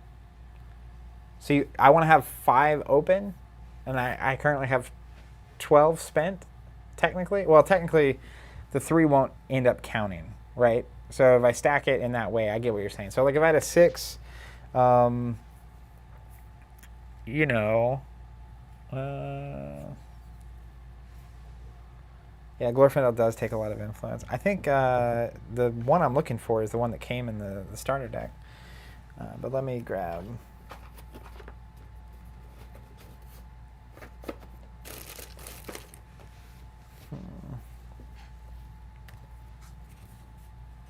Where is she at? I just had that stack.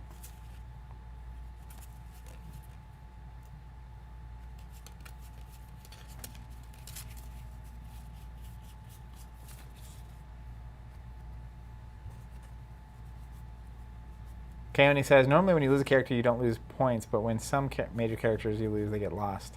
So like Elrond, he gives you 3 points when he's in play, but if he leaves play, is it just saying that when he leaves play, you're losing those points that he otherwise would generate, or is it an extra penalty for losing him?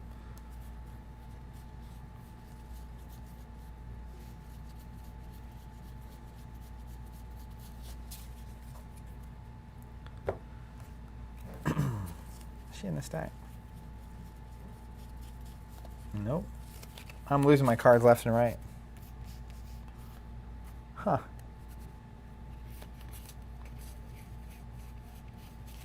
Let me just pull out the stack of cards.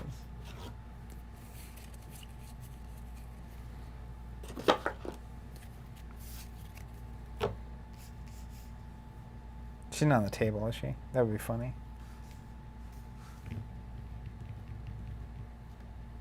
Okay, Chris saying you lose Elrond's points and -3. Wow.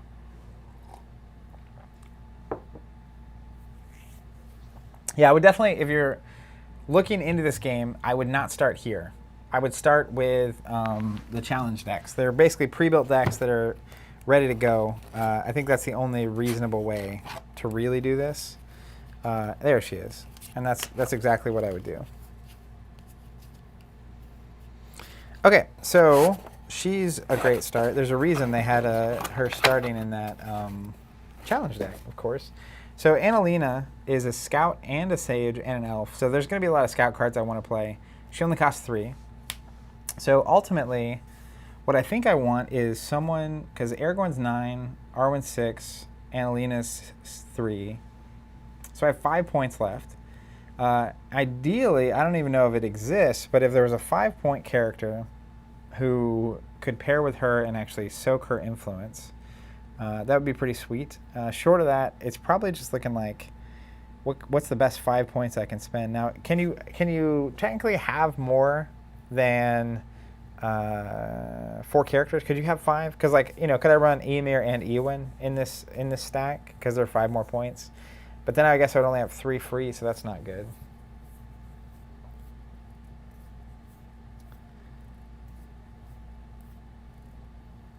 Yeah, Matt. So the random stuff in the starters is going to be the standard starters, not the challenge decks. The challenge decks were fantastic.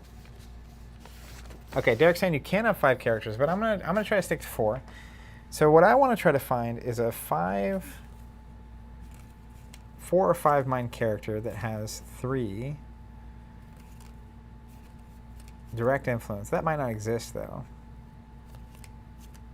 I'm going to just go out on a limb and say it doesn't exist.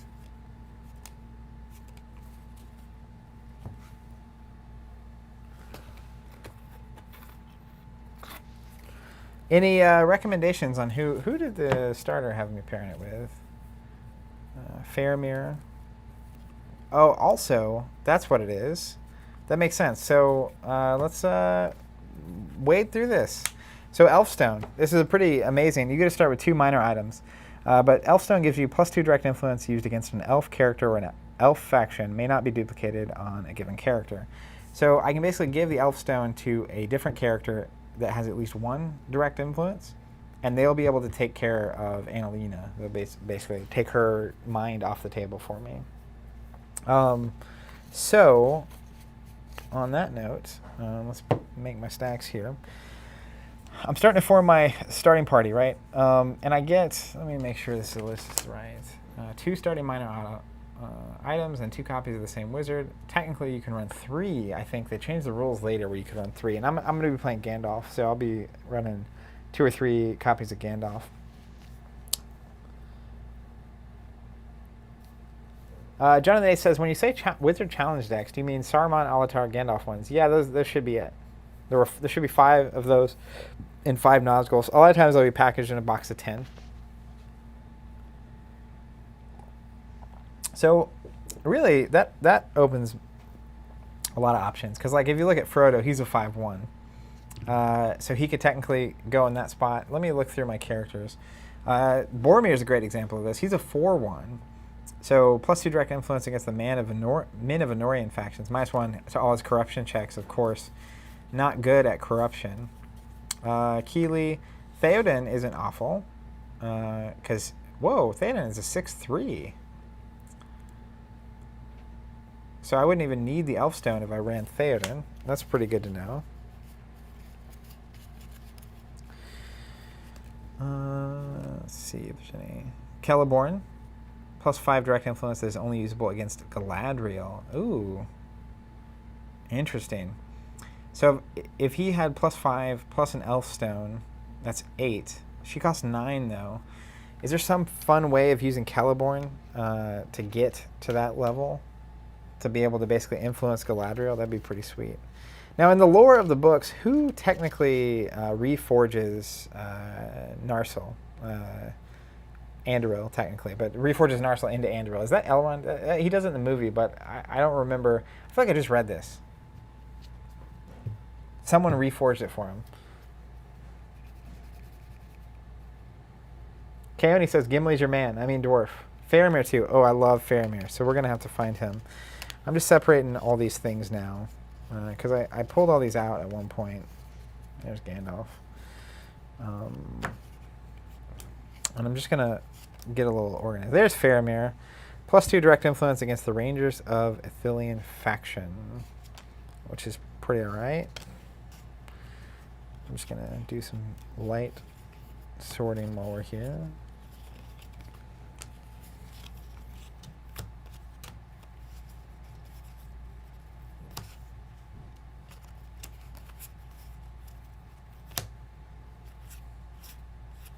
There's that Min of Anorian. Who did that go with? That would be Boromir, in case we end up going there. So, and you know, a big part of this for me is going to be really dropping cards. Just kidding. Is going to be leaning into theme, which we'll talk about in a second, because there's a couple key, you know, Aragorn moments that I think will be. I think these all came from the starter stack, which makes more sense. I had no idea what was happening here. Then I figured it out. All right, so that's the starter stack. Let's look at these. Those are all my faction influences. Okay, so I definitely want to try to reforge Narsil / Anduril. And those Anduril and Flame of the West say unique. I assume that means I can only have one in my deck. Reforging doesn't, though, so I can have multiple, and I only have one here. So let's get out these characters. I'm going to see if I can find. I made a stack. One of my stacks was the, like, these are all the cards that I think would go in an Aragorn deck. And I think that's a stack, which would make me think Reforging's in here, but it also might not be. It's been a hot minute since that happened.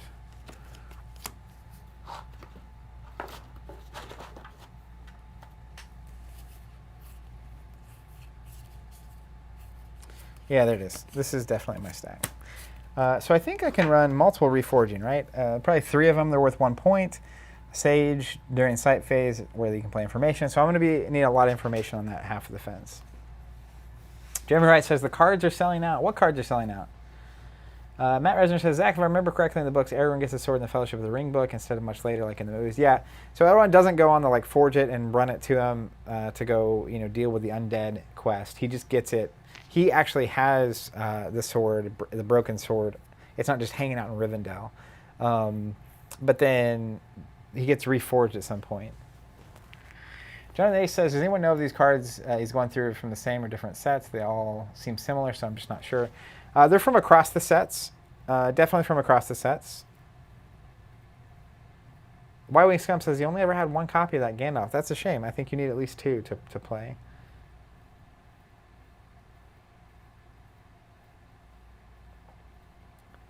It only says the elves reforged them.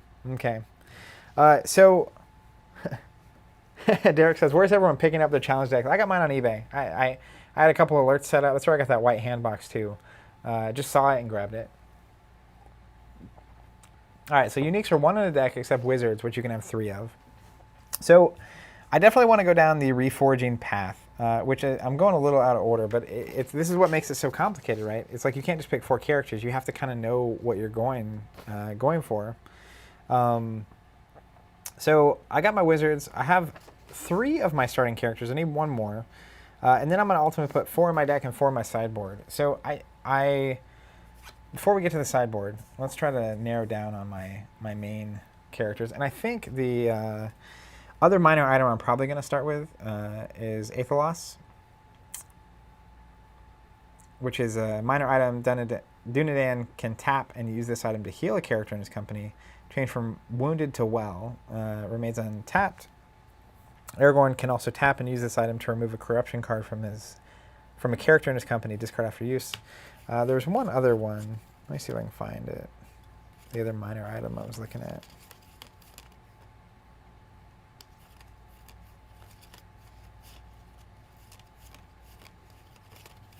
Maybe not. So let's just pretend we're starting there. And that has to go... We'll just go that. And then I get 1 more character. And it can be a 5. Because technically, like, Aragorn can't immediately start influencing Arwen until the game starts. So I have 5 points. And Faramir is high on my list in general. But this is what I mean by theme. So I'm definitely want to reforge. And I have to kind of decide what else I'm wanting to do. I like a few things I like. I like the idea of Aragorn going to Rohan and influencing them. Obviously, if we end up going Faramir, it's going to be more... He's all the rangers. He has the direct influence on the rangers of Ithilien. I could see Theoden or Eomer, kind of a thing, but Eomer and Eowyn don't have any direct influence. I also can't start with Theoden, so that makes me not as interested in the Rohan path. Another thing that is really cool to me, and I don't know exactly how it's going to work, but there's the Army of the Dead, which is unique, playable at Vale of Eric. May only be played of Aragorn on the same turn that he plays Paths of the Dead. May not be influenced by an opponent.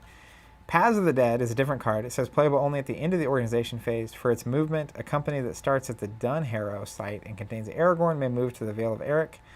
The only hazard creatures that may be played on this company are undead, but any undead may be played on the company.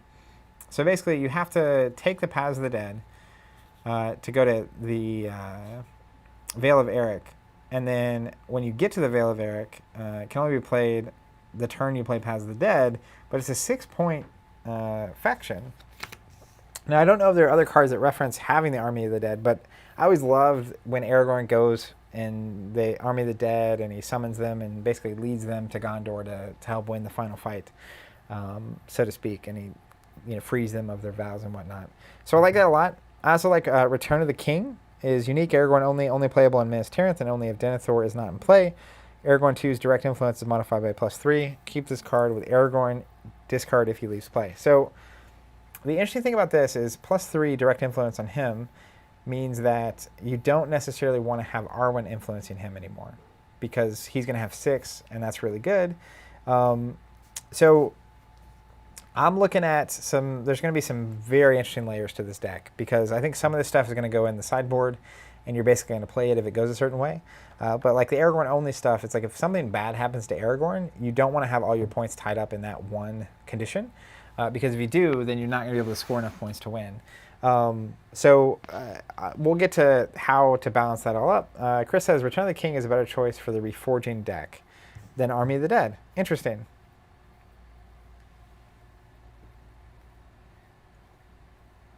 Andrew says, yeah, that's one of the tricky plays with the all Aragorn all the time deck. What's the tricky play?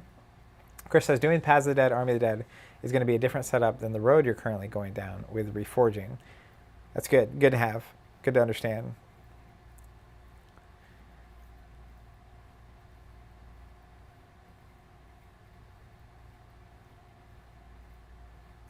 Derek says, you just can't let bad things happen to Aragorn in this deck. Yeah, I agree. So I'm going to put Paths aside. I'm going to also put Rohan aside. Those are probably going to end up having to be separate decks. We're going to put Return of the King in. And now, if I look at my little cheat sheet that I linked to earlier, on, where is it at? Marshalling Point. It says to have 10 Marshalling Point cards, 2 factions, 2 weapons. So technically Narsil gives, or Anduril, Flame of the West, gives Narsil +4 prowess. So that's kind of a weapon, but it's really not. So those are going to be more, it says 2 factions, 2 weapons, 1 DI item, 1 cancellation armor, 1 ally, 1 miscellaneous, and 2 others, whatever's handy. So really, this is where it kind of, you start, like part of what makes the deck building for this so crazy is that all these things are interlaced. So it's the kind of thing where, like, if I'm going to play Faramir, as an example, Rangers of Ithilien becomes a really good faction to get. And I'm going to go ahead and pull that out real quick.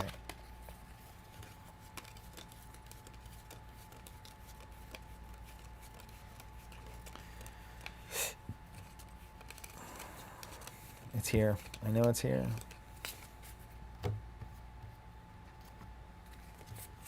The other thing we have to remember as well is that Gandalf is my wizard. So it's, in all likelihood, there's Rangers.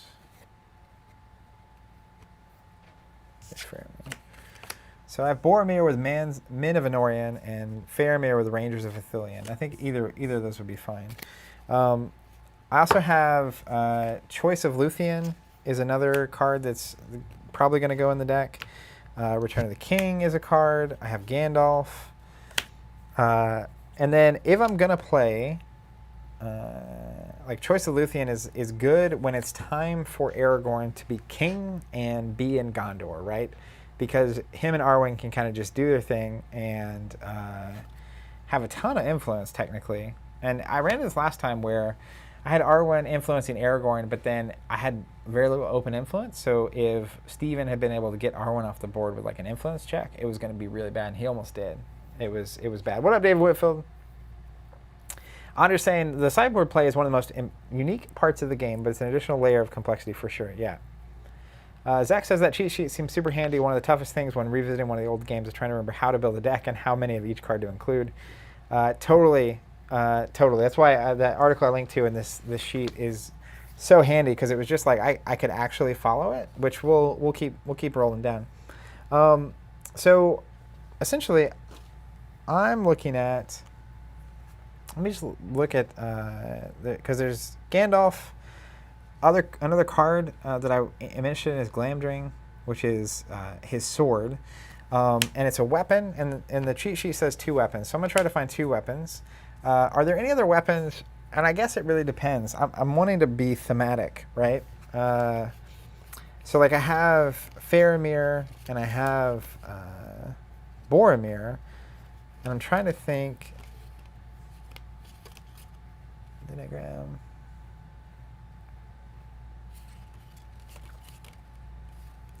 There's also the white tree play.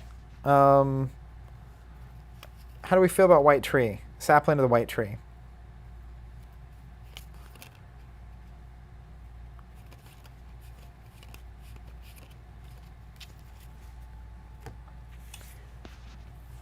Yeah, if someone's saying Orcrist is good, I have that in the stack. So those seem like good weapons. Anders, is white tree compatible with what I'm doing, or should they kind of be separate instances? In your expert opinion. Also, I appreciate you being here. You've been really helpful so far. Everyone, really.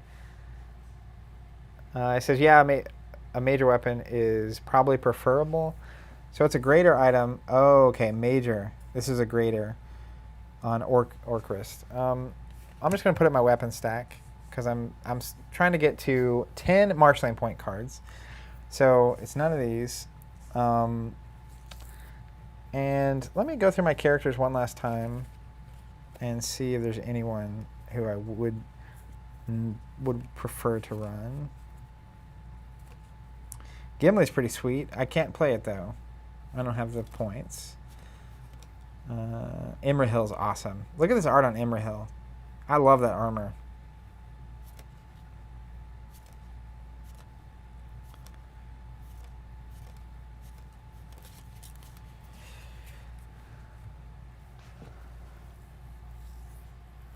Anders says it's difficult to play greater items around Gondor without going to scary places. So you mean like Orcrist is going to be tough. Now the thing about it is like I don't have to immediately go straight to Gondor, right? The choice of Luthien, even Return of the King. Ideally to me, and you never know when you're going to draw these things, but like the goal for me would be like that's a mid-game situation. So like I could start somewhere like Rivendell and then like go get Orcrist if I have it, and then end up in Gondor.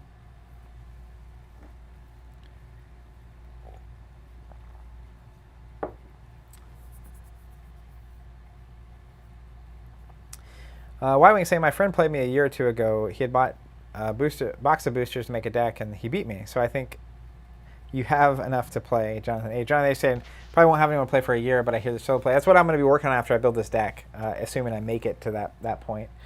Matt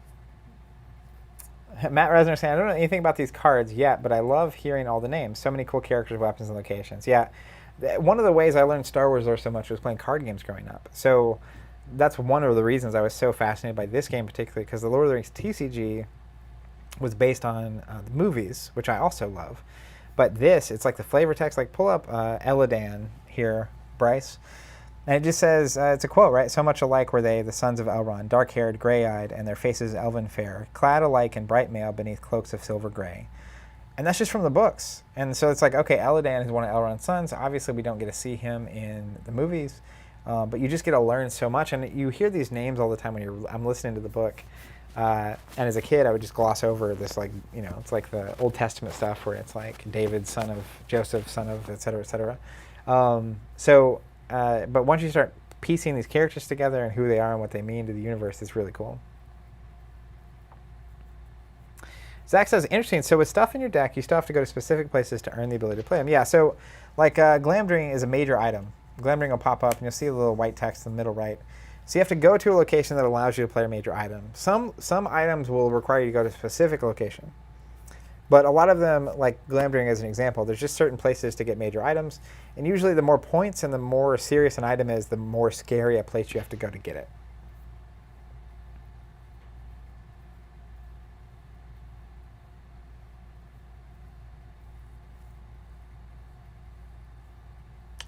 Tofalos is good. Is that a character? What are we looking for here? Weapon?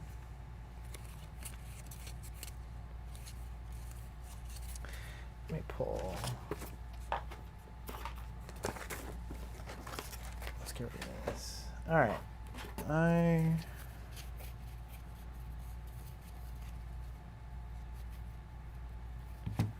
gonna grab my stack of Aragorn deck cards. Let's see if I can find some.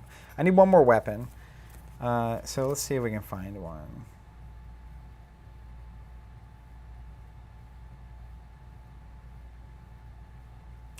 I like Starglass a lot in general. Starglass is great art too. Check out Starglass.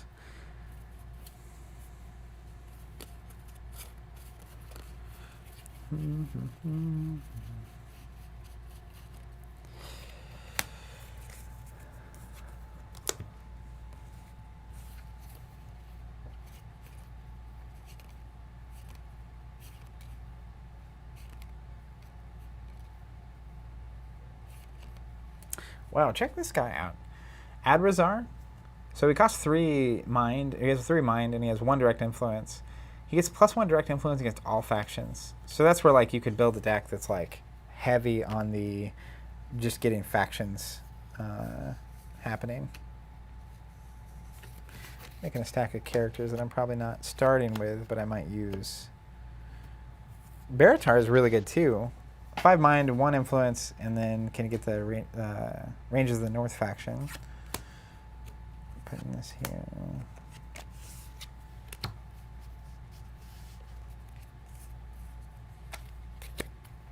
Yeah, I'm in the same boat. Y-Wing Scum says Adrazar is a great character, but I don't like the art.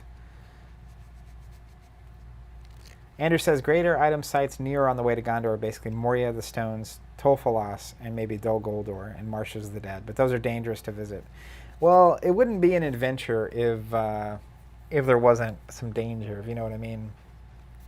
Jonathan H. says, how is Zach and Team Covenant going to make me spend over $200 in one day from watching 2 videos? Well, I will continue not regretting it because the games that we're playing I am a huge fan of. Okay, so like, there's Dagger. I'm just looking for weapons at this point that I could play. Dagger or Western East. Weapon, +1 prowess to a maximum of 8. Very simple weapon, not worth any points though. So that's not exactly what I'm looking to have happen here. Ooh, I love this art and this card. It's called Elven Cloak. Beautiful art. You can tap Elven Cloak to cancel 1 strike against the bearer. The strike must be keyed to wilderness. So if I had a group of people that were really going to be going through the wilderness, that would be an awesome card. All right, here. We got to our point cards here.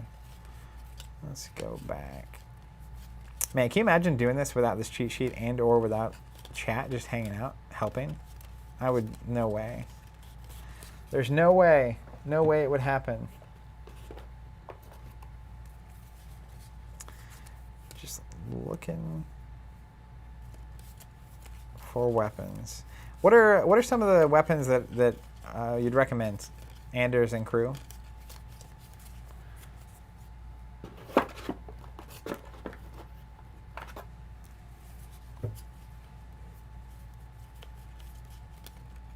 Valiant Sword. Horde item. I don't know what that means. Weapon, +2 to bearer's prowess to maximum 9. Warrior only. +1 to... Let's see. Aragorn's a warrior. Faramir's a warrior. Boromir's a warrior. So that's a pretty good thing to be looking at.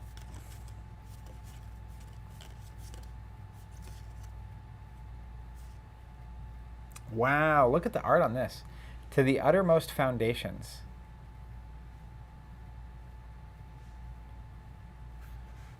I love it. It's Gandalf and the Balrog just dancing to the doom. It's crazy. That's one of my favorite pieces of art I've seen yet in this game. Horde item must be found in a dragon auto attack. That's fun.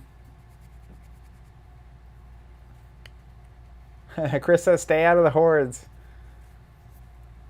So Valiant Sword is not the thing. How do we feel about Orcust? That's Orcust. That's what I have, and it seems fine for now. Is there a better weapon I should be looking for?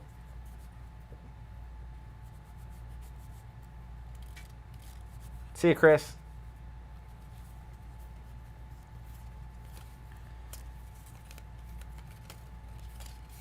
I'm also not that worried about weapons because I'm going to try to be really sneaky and not die.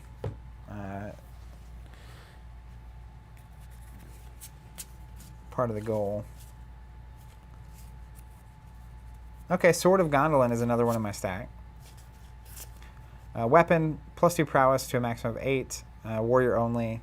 So Aragorn's prowess, I believe, is a 6. We pull up Aragorn, the 6/9. 9 being the body stat, if I remember correctly.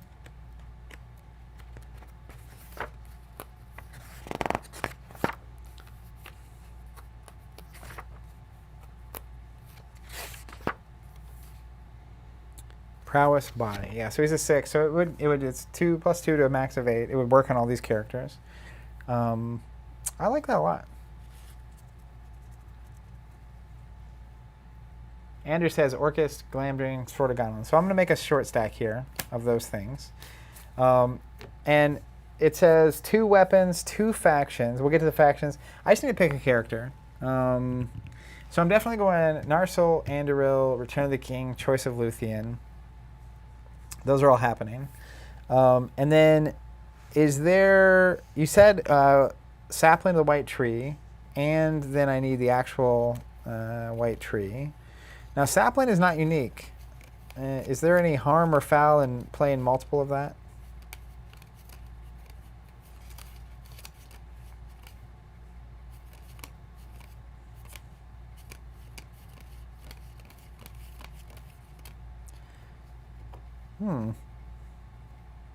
What about Wormsbane?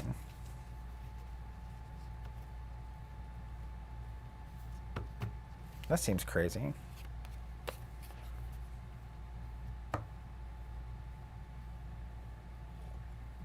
Jeremy says you're planning on Aragorn House of Scouts, aren't you, Strider? Not unlikely. Yeah. Derek's right on this. So part of it is why you want to run a variety instead of just a bunch of factions or weapons or whatever, is that at the end of the game, if you don't score in a certain category, your opponent gets bonus points. And only half of your points can come from any one category.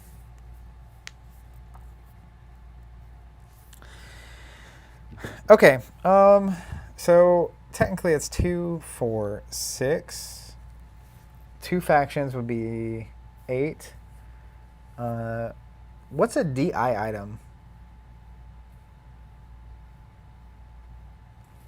I have to run an ally.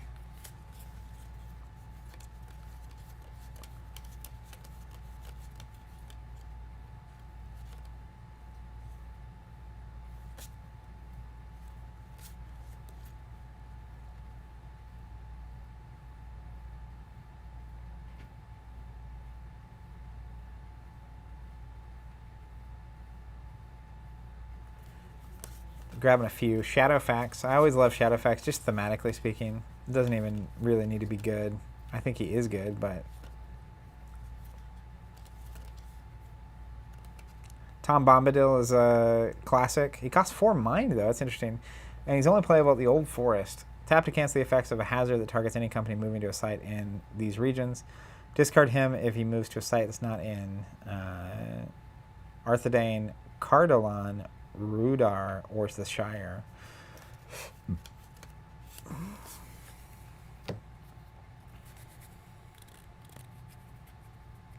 Y-Wing Scum. Do I see Tom? Yeah, Tom Bombadil's here. And then there was someone saying the One Ring, Goldberry somewhere. Let's come back to that.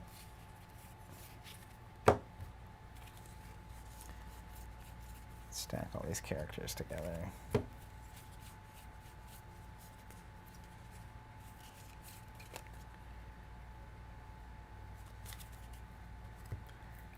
DI is direct influence. So what's direct influence? Y-Wing Scum. I never had Tom either, dang it. I need to buy another box. Oh, allies mine don't count against general influence. So what do they count against? Is it just a mine stat? Just to have? To have and to hold?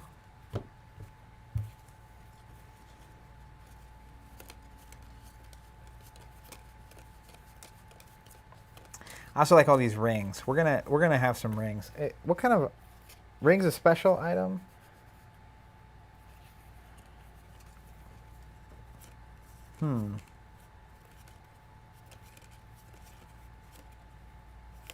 Is special item a category, or is it just other?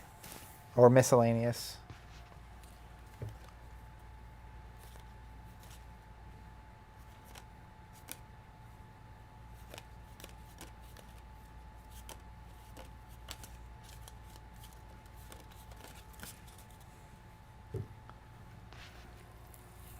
So ring, is that a category of points?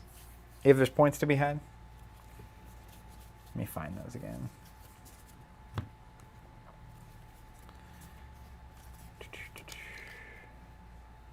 So these aren't point rings, but some of these are. Like, as an example, Wizard's Ring. Wizard only, playable only at a haven, cannot be stored, stolen, or transferred. May not be duplicated on a given wizard. Bearer makes a corruption check when the item is played. So this ring just gives you +5 direct influence and 2 points. And playable at a haven? So you just play this card? Do you have to earn it somehow?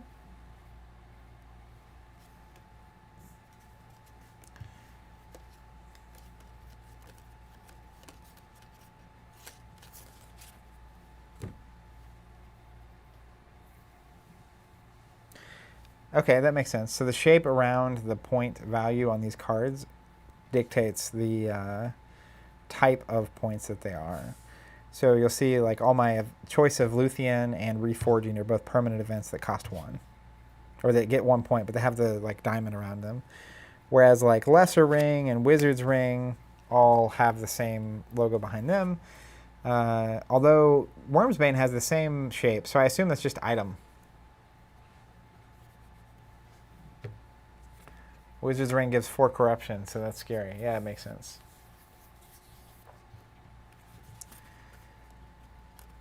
As far as allies, top of my list, if I'm going to grab one, I like Shadowfax just in general because it's Shadowfax. No other great reason. Noble Steed's also really good. Playable at any tapped or untapped non-haven in Rohan, Rovana, Khan, Dorwyn, Horse Plains, etc. If each character in the company controls a Noble Steed, the company may move up to 2 additional regions tapped, so they can move quick on the steeds.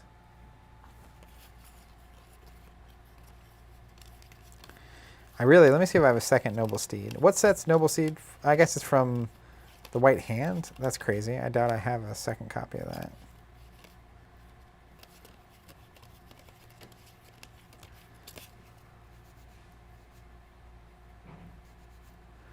All right, let's just go with one Shadowfax for now. We'll come back. We'll revisit. So one Shadowfax, definitely. Anduril, Narsil, definitely happening. Choice of Luthien, Return of the King. They're both unique, so those are all ones. All this is fine.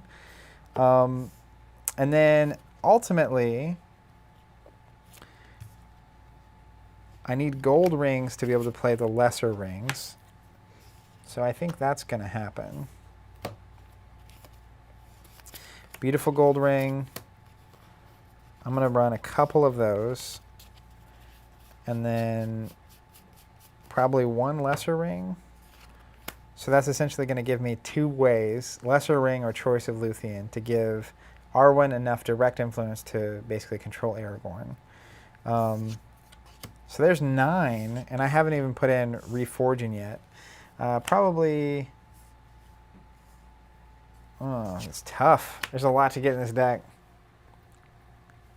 Is there a cap to how many marshalling point cards I can have?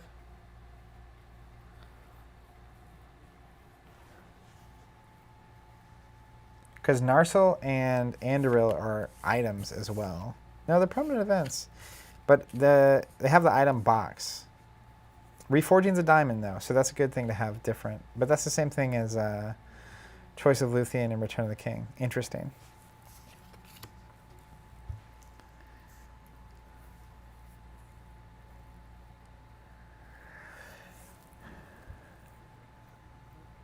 I think the rings I'd be hunting for would be getting a lesser ring onto Arwen. But the thing about it is, like, I need to be able to see the beautiful gold ring before I see the lesser ring, or that's going to be a pain.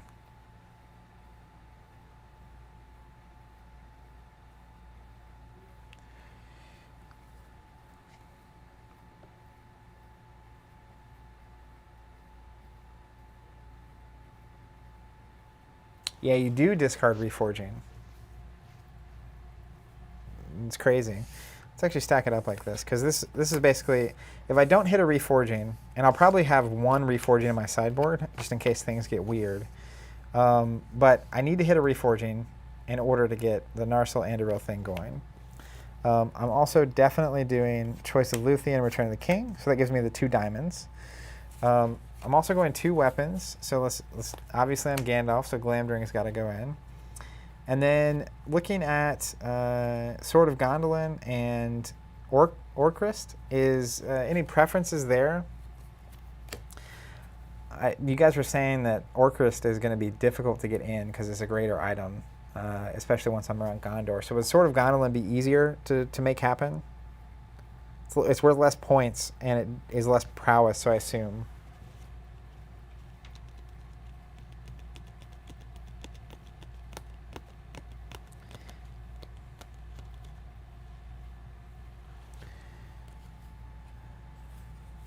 Y-Wing Scum, one's major, one's greater.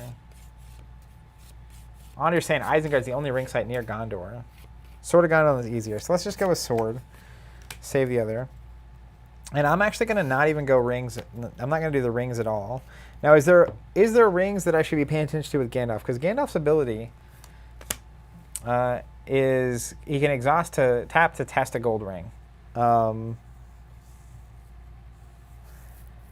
So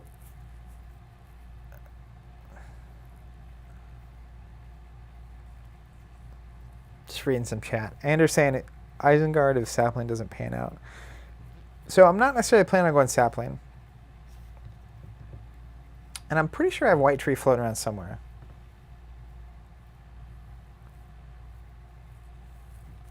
Let's put this other reforging out.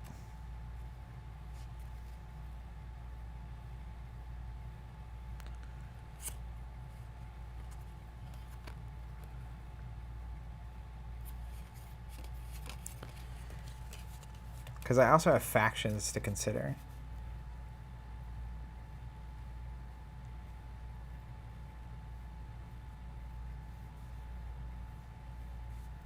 So let's take a look real quick at Faramir and Boromir. Let's try to make this choice. I like Faramir and Boromir a lot. Boromir cost me 1 less point up front, so that would leave me 7 total points from the get-go before anything else happens. And then Faramir has weaker stats, but he doesn't have the -1 to corruption checks. How big of a deal is that -1 on Boromir? Actually, really, Faramir has the Ranger stat, which might end up being important. I think I'm going to float these two, and I have their factions with them. So one of these two is going to go in, and the other one is going to have their, I'm going to pull the faction as well. I'm just not sure which one I'm committing to yet. So I'm just going to put a card face down as the faction. Anders says, just don't give him any important items. Got it. Jeremy's saying his own magic ring. Whose own magic ring?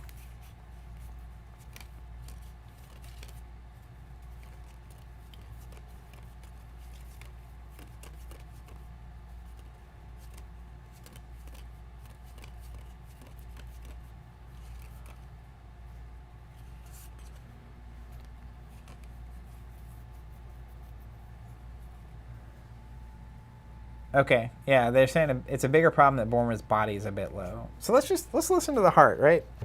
I'm going to put Boromir away for now, and we're just going to go with Faramir. So our starting party is going to be Aragorn and Arwen are going to go together, and then Faramir and Annalena are going to go together. Faramir is going to have the Elf Stone, so he gets +2 direct influence to immediately be directly influencing Annalena. And then Aragorn is going to obviously directly influence Arwen. So that's going to be a total of 14 mind out of 20. I have 6 open. And I'm going to go ahead and put this, that's the Elfstone. So I'm going to get rid of this. And we're just going to get that Rangers of Athilion. So that's 1, 2, 3, 4 of the shapes. No, 3 of the shapes. Shadowfax is going in. Glamdring's going in. Sort of Gondolin's going in. So that's 10. I don't have Sapling of the White Tree or the White Tree in. I don't know that I'm going to. Jeremy saying, see if you have the card near you. It's a short event, but it's technically Gandalf's Ring. I definitely do have it.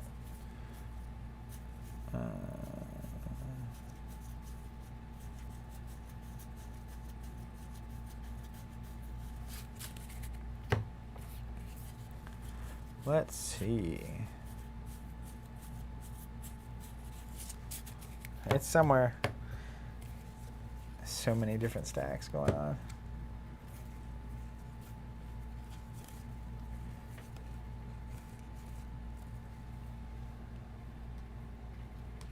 Narya, Ring of Fire. Yeah, it's right here. Gandalf only, +4 prowess, +1 body, +2 direct influence for the rest of the turn. Immediately untap all unwounded characters in Gandalf's company. Gandalf makes a corruption check modified by -5. That's really good. I like the idea of that in general. We're just going to put that in the short stack.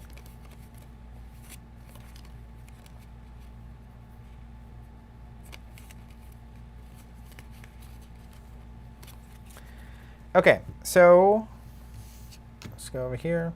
I'm thinking instead of Sapling of the White Tree, I've got a lot of Aragorn going on because this is all dedicated to Aragorn. These weapons are going to kind of be split. And then this is the Rangers is Faramir. We also have this for Gandalf specifically. But I am interested, are there any rings that I should be playing with this deck or with Gandalf? What's Aragorn's ring?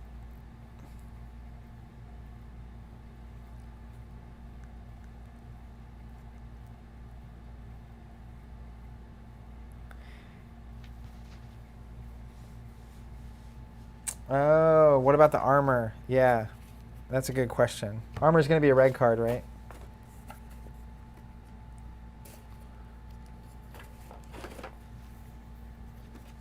Let's use this. Ring of Barahir. Is Barahir a card? Let's see if Bryce can pull it up. Barahir. Barahir.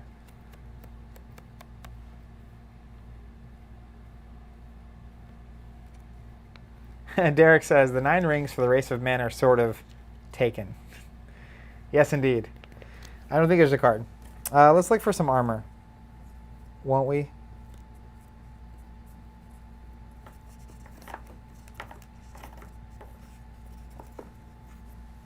Let's actually look here first. If you're watching and you've built decks, I'd be curious, is this look at all like what your deck building sessions look like? Because I remember first reading through the rules, I read through the rules several times, and it was like just trying to wrap my mind around how to even think about building a deck hurt my brain.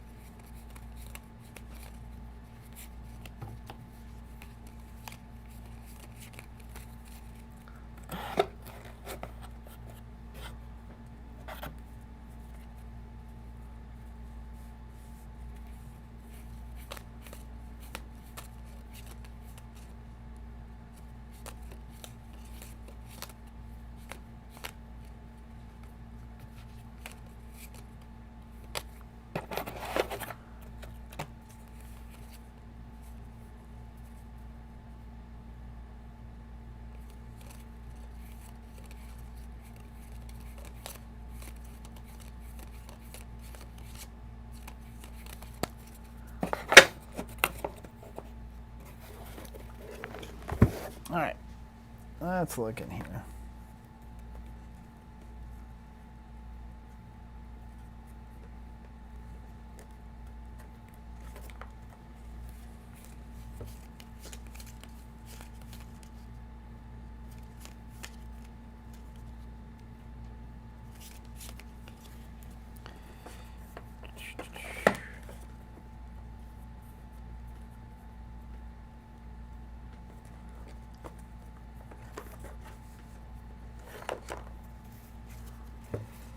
Looking for armor of some kind. Ooh, Durin's axe. Just a good looking axe. Earth of Galadriel's orchard.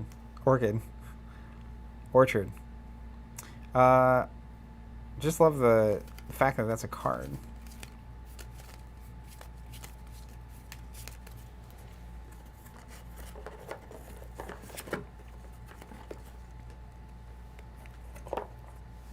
Derek says, my cards are alphabetized and sorted by type, also in a spreadsheet. Turns out being stuck at home gives you a lot of time.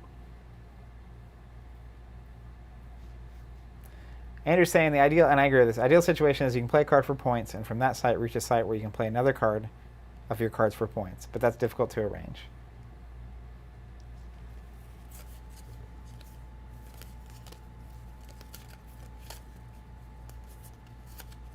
There's Goldberry, people are asking. Just hanging around. Ooh, look at Golem. He looks hilarious.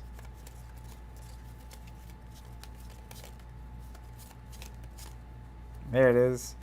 Hauberk, H-A-U-B-E-R-K, of Bright Mail. It's a major item, armor, warrior only, +2 to body to a maximum of 9. Seems like an okay choice. Now, is that the kind of thing you run one of? I'm going to grab 2 just in case. Ooh, this is cool. If I end up going Boromir, Horn of Vanor, +2 direct influence used against a faction may not be duplicated on a given character. It's cool.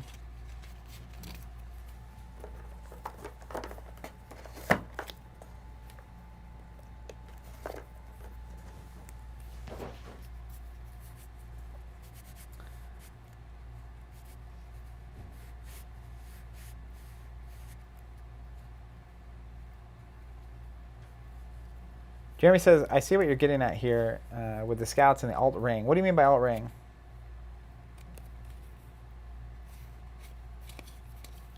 I do like all the scout cards. I'll say that much.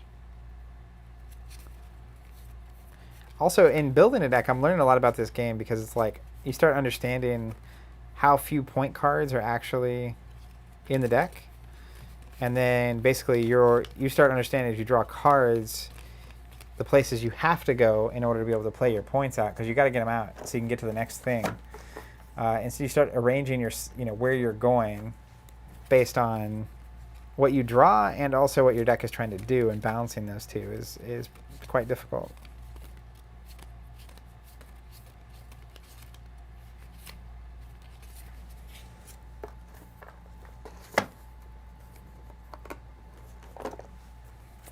So my cards are in order by set, but then I pulled cards out to make Aragorn decks, but then those cards got weird for whatever reason.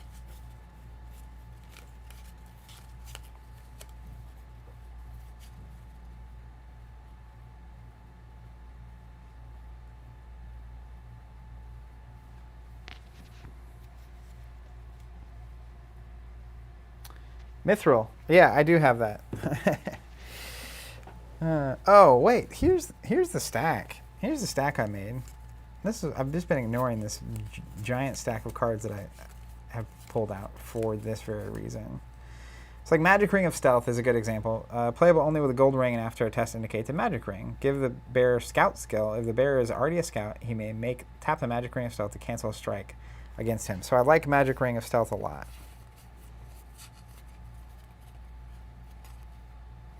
There's Magic Ring of Words, +3 direct influence, playable only with a gold ring. Give the bearer the Diplomat skill. That's not this deck.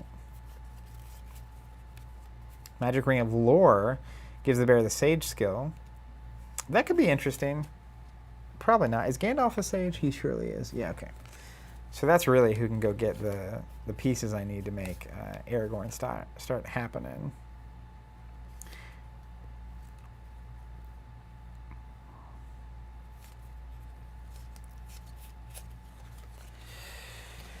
Let's look at Precious Gold Ring, and I want to compare it to the Fair Gold Ring, but we'll pull that up in a second. So Precious Gold Ring, 1 point, 1 corruption.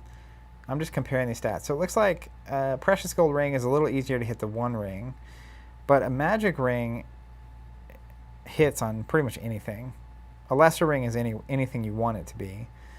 But the magic ring is basically 1 to 5 or 1 to 6. So fair gold ring is probably the one for this deck if there's going to be one.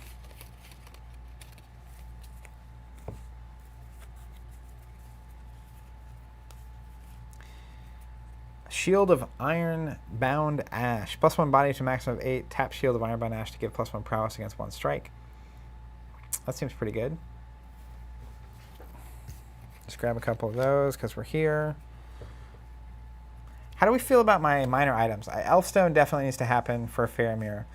But are there any minor items I should be looking at for Aragorn or Arwen? My words are hard.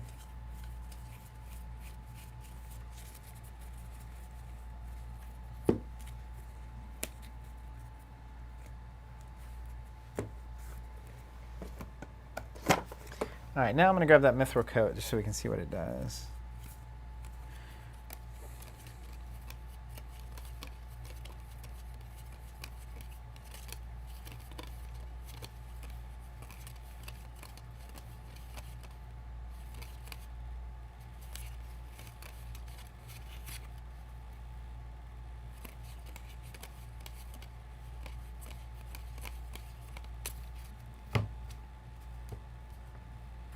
Jeremy says, you'll have to watch Corruption with those rings. I'm nothing if not willing to take a little risk. All right. There it is, Mithril Coat. All right. Unique armor +3 body. Wow, to a maximum of 10. That's cards bonks towns. Who would have thought? Mithril? No way. Okay. So I got plenty of MPs. Is there a limit to how many marshaling point cards I can play?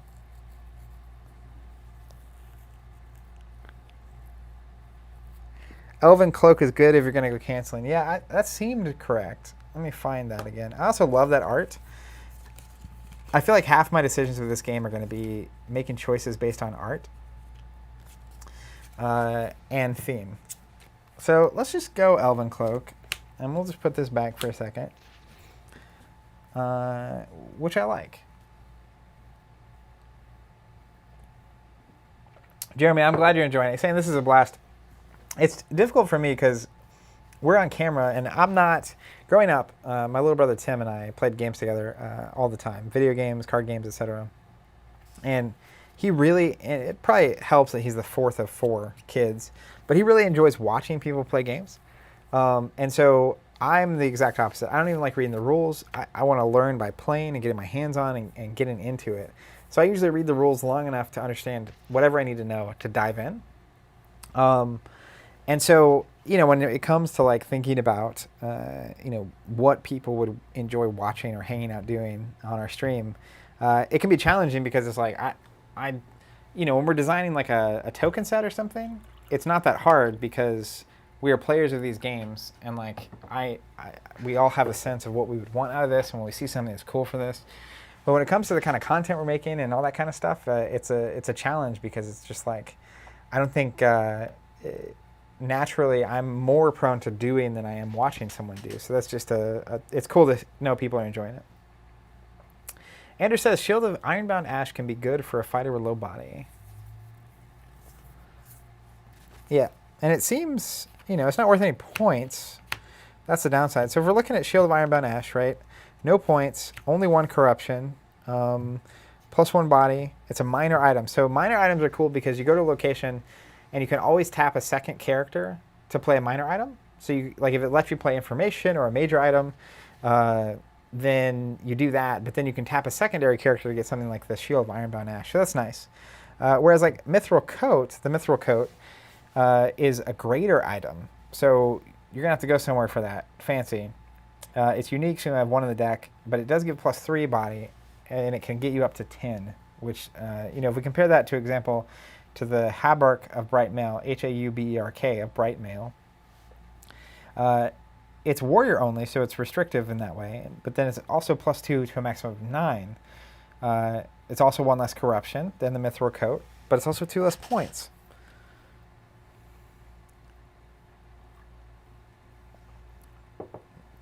So, interesting. So, now I will say, one thing I probably will do here, we're going to put in my, I have a growing short stack of cards. I'm going to put the Shield of Ironbound Ashen probably as like extra shields to go in the deck. They're not even point cards, right? So that's just going to be a different slot altogether. Y-Wing saying, do you need Mithril? Probably not, honestly. I assume major items are easier to get into play than my greater items. So I'm going to just put it over to the side again.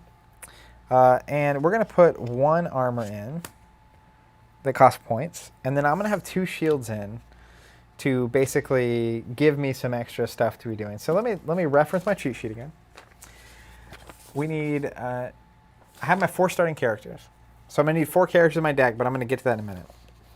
And then I need 2 factions. So I have 1. Where is it at? Rangers of Athelion. So I need a second faction. Faction recommendations. Obviously, Rangers of Athelion, Faramir is going to be going to get that. That means he's going to be going to Hinneth Anduin. So I'm going to pull up the map and see where that's at. I assume that's north.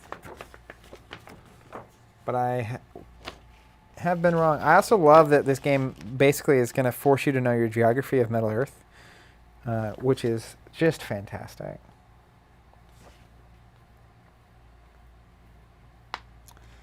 Hinneth Anduin.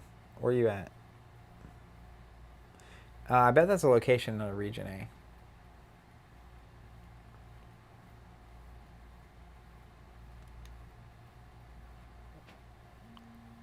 This is honestly awesome. There's very few universes that I would be willing to do what I'm doing right now. There it is. It's right there in Anorian. That's not even crazy. That's kind of on my way to Gondor. Or Minas Tirith. Interesting.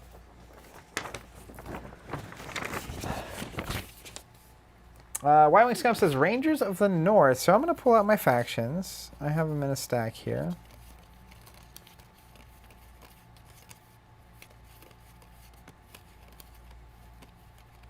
It's crazy how quickly your slots fill up, honestly.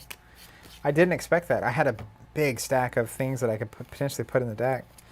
And it's not going to happen.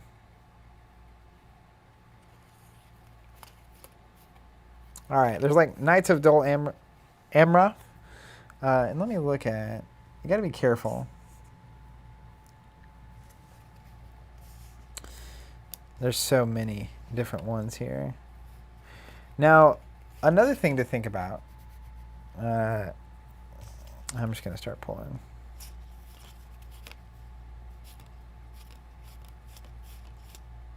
Rangers of the North. 3 points is good. Dunedain is +1. Andrew says, Knights of Dol Amroth, Men of Anorian, Rangers of Athelion, Riders of Rohan, Tower Guard of Minas Tirith, possibly some Wozies. So, and I only need to include one of these, right?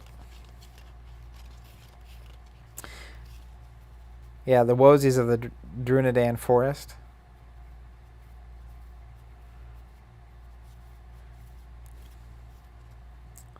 Let's just do this. I'm gonna start with Rangers of the North. And I'm going to leave the others here because I think that can be affected by what I end up putting in my deck. As an example, the recognition is like Faramir might get axed at some point. And so I'm probably going to have, of the 4 characters in my deck, I'm going to have 1 that can replace Faramir and 1 that can replace Aragorn. And then 2 that let me like really lean into my strategy. So that's a temporary slot, the Rangers of the North. But that might change. You know, if I end up putting Boromir in my deck as an example, I could get the faction that he's really good with, the Men of Anorian as an example. Chat saying Rangers of the North is going to be tricky for my deck, so I'm going to go ahead and switch it to, you said Men of Anorian?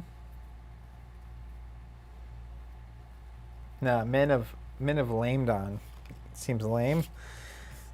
Also, the art is just hilarious on the Men of Lamedon, so they match. That's funny. So we're gonna that's still temporary. That's definitely not guaranteed. And let me count here, because without any rings at all, I'm at 3, 6, 9, 12, which is 2 more than I'm being told to do, which is fun. But we're gonna carry on anyway. Now that said, I do like the idea of the rings, and I'm gonna hold off. I have my short stack of rings here, which I might come back to if I end up deciding to have space. Yeah. So the problem is Aragorn would have to go back to Rivendell, which is not ideal. Knights of Dol Amroth or Ithilien. Let's see if either of them have better art. Knights of Dol Amroth seems good. And then Rangers of Ithilien. Let me see. I think that was in here. I feel like I could build decks for years for this game. And I don't even have, you know, all the various cards and whatnot. There are a lot of decks I want to build, though. Like a Saruman Palantir deck, a One Ring Dunk deck. Dwarves. Legolas and Gimli seem fun. What up, Matt? Says, Zach, how you holding up lately? I've been trying to schedule a plan for some time off, and I'm glad Steven is getting some well-deserved rest. Are you going to get a break at some point, too? Yeah, eventually I'll snap. I'm doing good, man. I am, by nature, an introvert. So isolation, way reduced social obligation. I think I'd be doing a lot worse if Steve and I weren't playing 20, 30 hours of games every week. But ultimately, I'm still getting to play games. I'm still getting to interact with everyone on chat. So, like, I'm still getting a decent amount of social interaction. And it's just been really quiet. I've been doing a lot of painting on the weekends and really taking some time. The first month or two after this all hit was very challenging because as a business, a small business, a lot of uncertainty, a lot of question marks about how this was going to go, what the state of the world was even going to be, and just looking to take care of our staff and make sure everyone's okay, and then make sure everyone's safe. That's why we're not open right now at a local store. Just being super cautious because there's just too much we don't know at this point to really do anything else. Dreadnought says, could someone help? Could I build a solid dwarf-focused deck, or is that not a good idea? You can definitely do it. The dwarves are awesome. There's all the dwarves. There's Keeley and Gimli and Gloin, and they have all the dwarven rings. And I think they can go dive into Moria and do some hilarious stuff. I think you definitely can. Matt says, has streaming been better for you than not? Yeah, absolutely. I've loved it. Getting to play all these games, all the throwback games, diving into Skytear, diving into Flesh and Blood, Champions, Arkham. Arkham's been incredible. It's definitely the widest range of games we've been playing over the longest period of time. Normally, growing up, right, you'd have a game. You can't really play multiple CCGs as a 14 or 15-year-old. Even in my 20s, right, you usually have a game. And then you might have a one or two kind of secondary, occasional casual games.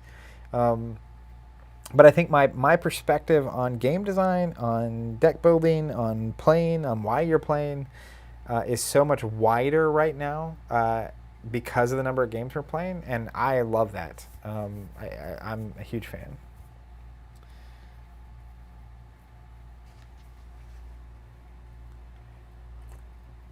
Matt Reisner says, glad to hear it. It's certainly been beneficial for him. Happy to do it, man. Glad it's been helpful. It was a big part of why we were doing it was obviously our own sanity, but we knew a lot of people would be stuck at home dealing with rough stuff, not getting to go play games. So it felt like the least we could do to maintain some semblance of normalcy for us and everyone out there watching. So happy to hear that's the case. All right. Y-Wing Scum says, dwarves are OP. Jeremy says, Palantir is obscene. So I'm excited. I'm going to build all those decks. Whether or not they're on stream, I don't know. But over time, that's the plan. All right. Where was I at? I got lost in chat there. I got my marshaling points. I have my rings on the side. Next thing I'm looking for is 25 to 30 resource/utility cards. And this guide, I'm telling you, this is so helpful. It's like 5 combat helpers: Risky Blow, Lucky Strike, Block, Dodge, Houses of Healing, etc. And there's a section on all of these, which is just amazing. And obviously this is different for every deck, but it's just very cool. I remember let's switch out to the Knights of Dol Amroth instead of Men of Lamedon, and I might come back and fix that depending on what I end up deciding to do with the rest of my deck. Can we just pull Choice of Luthien up again? Every time I see that art, I get excited. Ekater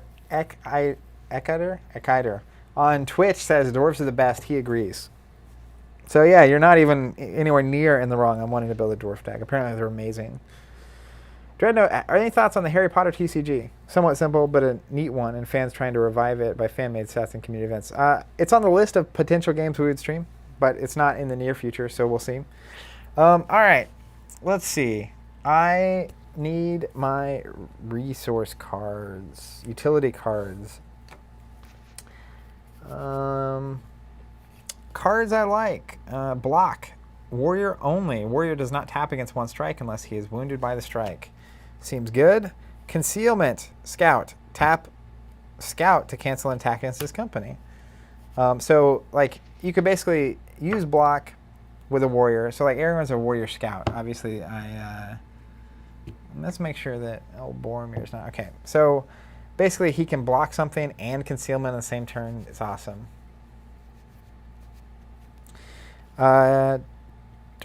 Dark Quarrels. So I'm just going to go through the cards that I have, and we'll just run them down and see what we think. Dark Quarrels, cancel one attack by orcs, trolls, or men. Alternatively, if Gates of Mourning is in play, the number of strikes from any attack is reduced to half its original number. So this is another interesting thing about this deck building guide that I found. It's basically like go Gates of Mourning or Doors of Night. And I think, tell me if this makes sense if you're out there and you know what's going on. I am planning on playing a pretty sneaky deck because I have a bunch of scouts and rangers. Arwen's a scout, Aragorn's a scout, Annalena's a scout, Faramir's not a scout, but he's a ranger. So I'm looking at cards like Concealment to just cancel attacks and run from all the bad things, right? Very ranger-esque cool stuff. But I think that means macro-wise, it would shift me towards the Doors of Night strategy because Doors of Night makes it easier for the bad stuff to be crazy. And if I'm avoiding it all anyway, that's less painful for me than it's probably going to be for my opponent. On the flip side, I don't know if it's this deck or not, but ultimately I want a deck that at least has, I'll probably have Nazgul in all of my decks in some form. And I was thinking I would go all Nazgul in one deck, but I don't think that's how it is prudent to build a deck in this game particularly. So does it make sense for me to be going Doors of Night in this deck? Yeah, Andrew's also saying I'm going to be mostly in safe areas, so Doors of Night makes even more sense.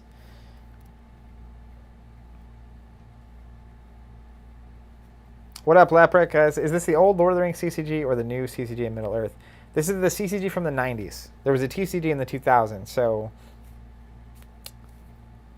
Matt Resner saying, I love the Rangers. Are they in a specific challenge deck? There's an Aragorn challenge deck. It's the Gandalf challenge deck as well. So it's Aragorn, Arwen, Faramir, all that kind of stuff. So that's probably the one you're looking for.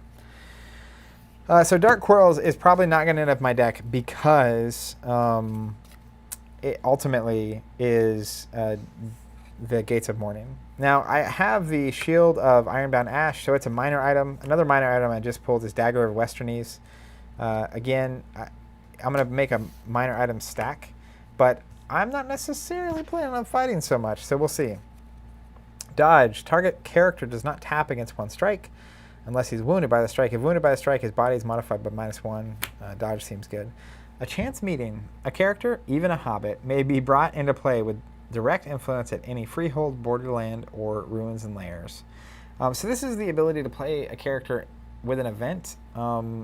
I think it's good. I don't necessarily think it's built for my deck. A friend or 3.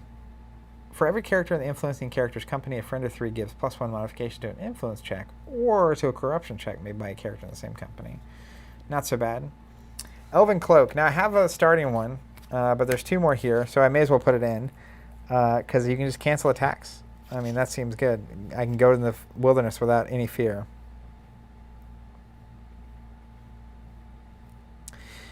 Escape is another interesting card. One, I like that classic Moria-style art.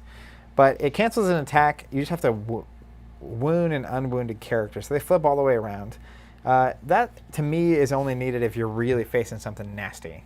Like, horribly nasty. And I don't think it's going to end up fitting. Yeah, Dreadnought says, I like how even a Hobbit. I think it's hilarious. Ben Sweeney, would TC ever do a video of how they chose the games to play and the research they put behind to make these streams possible? That's possible. I think it's more likely we discuss that on the podcast. So then there's all these Fair Travels cards. So like Fair Travels in Borderlands, Fair Travels in Shadowlands, Fair Travels in Wilderness. I'll read the first one. Fair Travels in Borderlands. Playable at the end of the organization phase. If target company plays a new site card, the hazard limit for the target company decreases by 1 for every borderland in the site path to a minimum of 2. So the hazard limit is normally the size of your company. So if you have 2 people, like Aragorn, Aragorn is 2. Minimum is 2. So it reduces it by 1 for every borderland that you go through, which is Fair Travel in Borderland. Makes sense. So those are all definitely, I think, fine in this deck. It just depends on where I'm going to be traveling. I don't really know yet.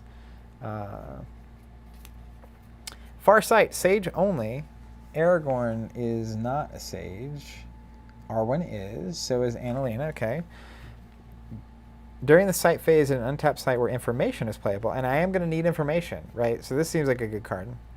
Tap the Sage and the site to search through your play deck and choose an item that you must reveal to your opponent. The item is placed in your hand and the play deck is shuffled. The Sage makes a corruption check. So basically I can go get any item I want, but I have to tap the site where the information will be playable, so I couldn't then play the information.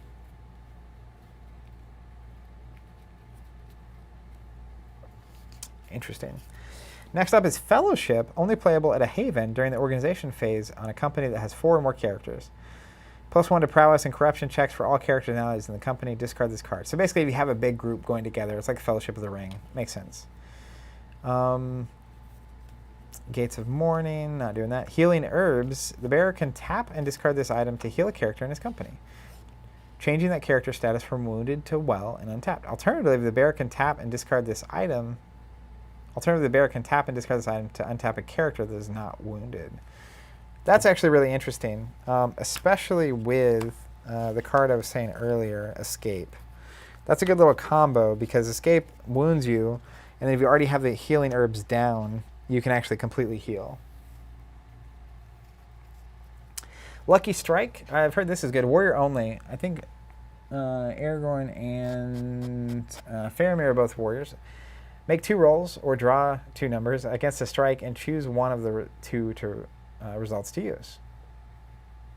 So when you're getting struck or when you're trying to strike, I don't know.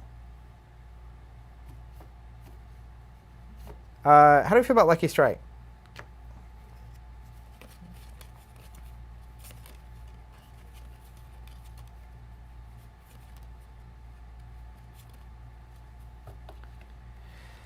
All right, next up we have Moon. Environment, if Gates of Mourning is in play, treat all wilderness as borderlands and all borderlands as free domains for the purpose of playing hazards. If Doors of Night's in play, which is what I would probably be doing, I'm going to put my Gates of Mourning stuff over here from now on. It makes Dark Domains Shadowlands and Shadowlands Wilderness for the purposes of playing hazards.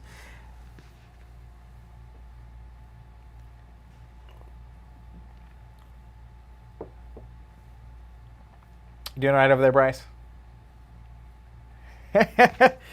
All right. Lucky Strike is good if you... Moon doesn't help me. All right. Y-Wing Scum says, too much text. Pass. Muster. Warrior only. An influence check against a faction is automatically successful. No roll is necessary. You think I'll need that? How do you feel about Muster?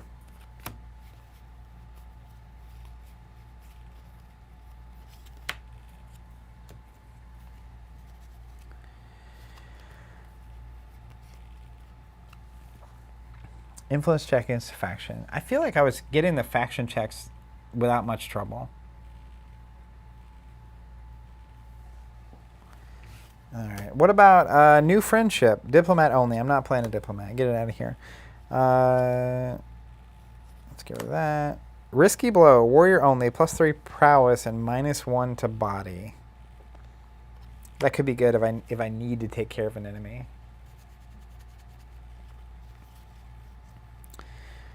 How do we feel about Risky Blow?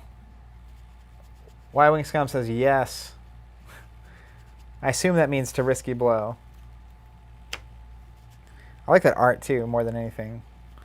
We'll put it in the short stack. Secret Passage, playable only at the end of the organization phase. If the company that is played on moves to a Ruins and Layers site, opponent may only play hazard creatures that are keyed to the company's site. So basically, we cancel the site path. We'll leave it for a second. Starglass, tap Bear of Starglass to cancel an attack by undead, or to modify the prowess of spiders, animals, or wolves attacked by -2. Bear makes a corruption check. Yeah, everyone's saying risky blow is good. I'm going to go with risky blow. I like that that's what's happening here. Stars, environment, modify the prowess of one undead attack by 1. If Gates of Morning is in play, etc. That's not what I want. All right, this card's a must, I think. Stealth, scout only, tap a scout. Only if the scout's company size is less than 3. No creature hazards can be played on this company this turn. All right. Thorough Search, that card seems awesome. Scout only, tap a scout during the site phase to allow another character in his company to play an item normally found at its current site. The company must face any automatic attacks for its current site at least once during the site phase. This does not tap the site, and Thorough Search can be played at a site that is already tapped. So Thorough Search basically lets you get a double item. I do have a scout. Yeah, Aragorn is a scout. Annalena is a scout. Arwen is a scout. I have 3 scouts. 3 scouts. Thorough Search seems good, right? I'm going to get rid of Secret Passage for now. Nice. Thorough Search, yeah, difficult to use with a small party.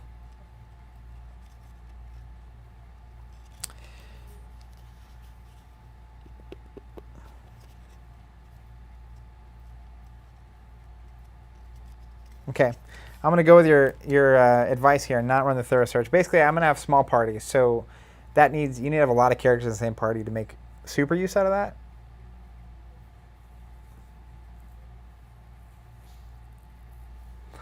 You have to be able to handle the audio attack, and you have to be able to tap the character, so it's a lot. Last card in this particular stack is called Vanishment. It's a spell, wizard only, cancels an attack against the wizard's company. The wizard has to make a corruption check modified by -2. So that just lets Gandalf get in on the action. It's also important to note, Gandalf is a scout and a sage. I don't know what the traits of the other wizards are, but I assume they have some of those too.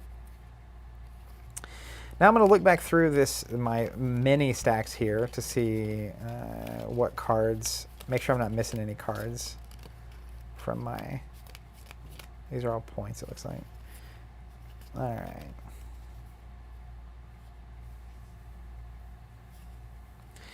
right. Secret Entrance, I love the art. Playable only at the end of the organization phase. May not be played on a company moving to a site in a dark domain. Tap a sage. No hazard creature key to the site may be played on the company. So I like that.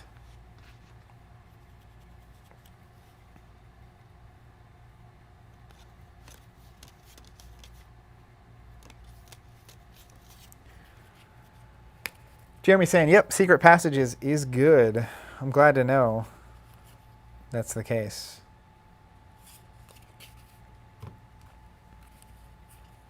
We're getting there, if you can't tell.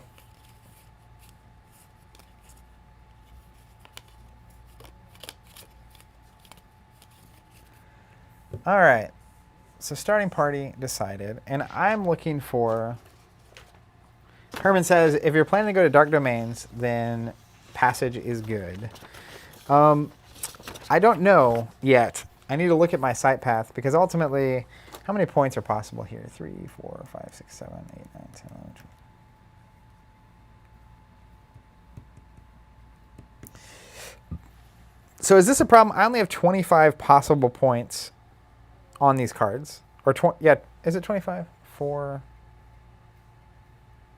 11. I'm not counting Reforging. 24. That seems low.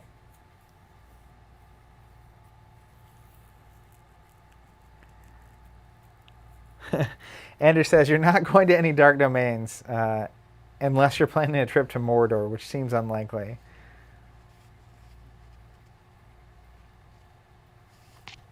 Oh, yeah, that doesn't count my characters, which is 3, 4, 5, 6, 7, plus the other 4 characters I decided to bring in. So that's fine. Yeah. So I need... Is there, on the deck building, how many hazard cards have to be in your deck? Is there a minimum or a maximum?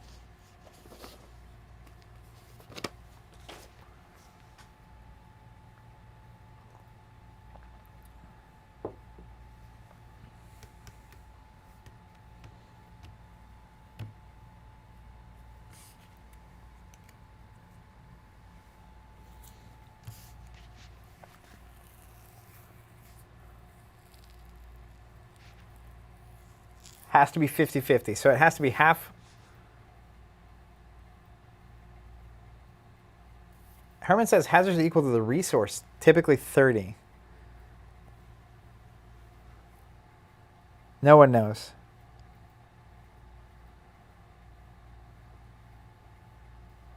In a standard deck, what's the math on that? What up, Ben? It is a Zach one-man show today and tomorrow. Steven's taking a well-earned vacation this week.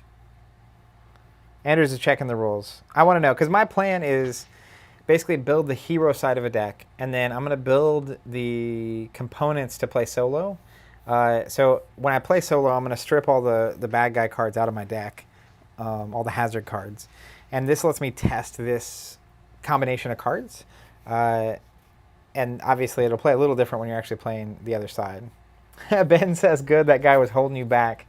Yeah, I don't think so, but he definitely earned it, and I'm having a good time here. Chat's been great. Derek's saying it's 1-to-1. Okay, and so that includes all of my cards. That's crazy. So does it include all my starting cards too?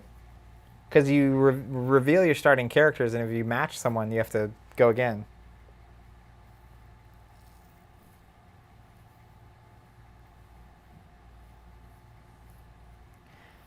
$50-50, and you have to have at least 12 creatures. Yeah, and then like certain creatures only count as half creatures, like the dragons at home. And hobbits only count as half characters, right?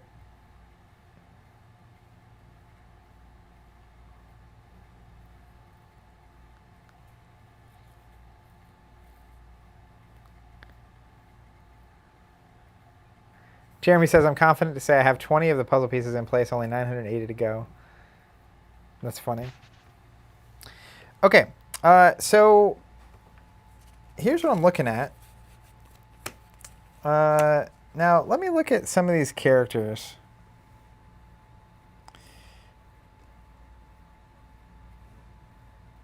Wow, Galadriel.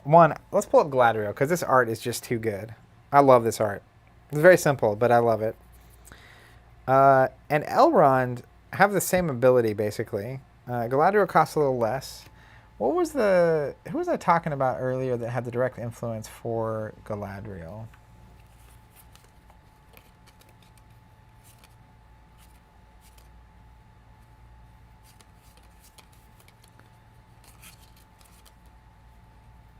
Celeborn.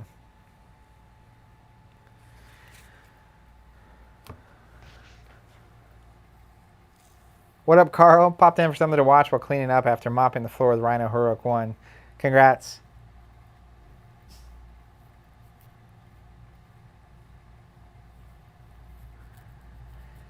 So, for the 4 characters in my deck, now, it could happen, it could definitely happen that I reveal the same character as my opponent. In which case, I'd have to go in my deck and get someone different. So I feel like, who is a good replacement character for Aragorn in this example, and who is a good replacement for Faramir?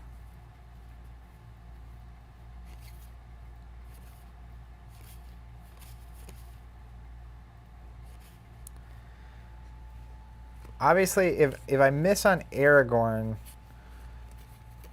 and Arwen doesn't miss,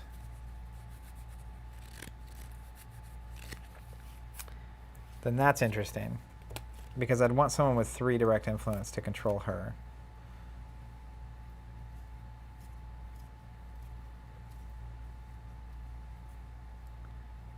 Imrahil. I like the sound of that because I love Imrahil.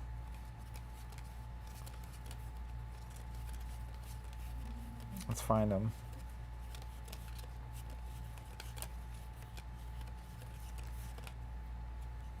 Although if we both hit on Aragorn and we're both flipping Imrahil, at some point it's got to stop, right? Warrior Diplomat Dunedain. I don't know. I feel like... Is there a scout? Let me look through these. It's crazy. This whole game is wild.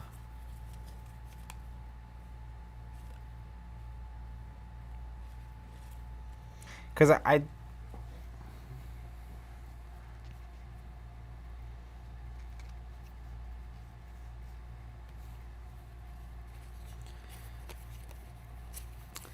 Because, like, you reveal characters technically, and that'll never happen. I'm never going to be in this situation.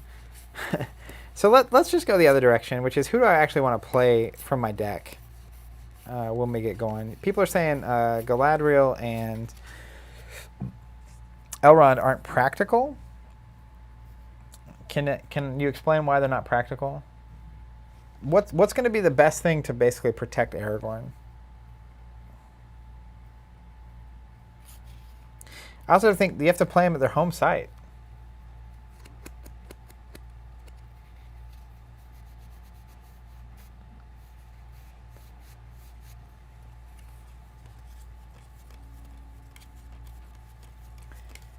People are saying, Herman's saying Elladan and Elrohir are good replacements if needs be.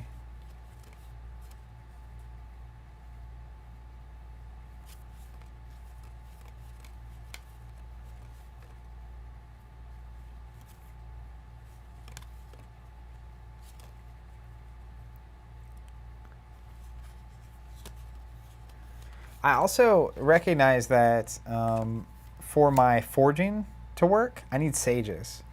So I have sages, but I feel like other sages aren't going to hurt.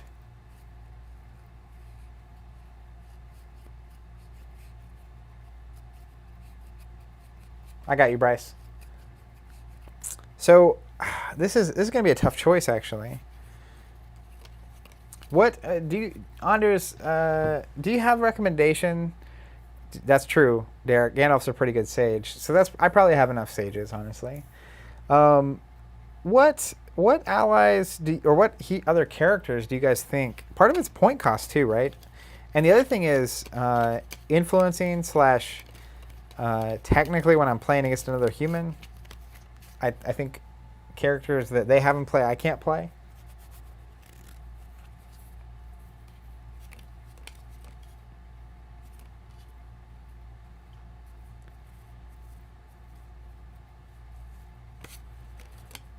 I mean, another way...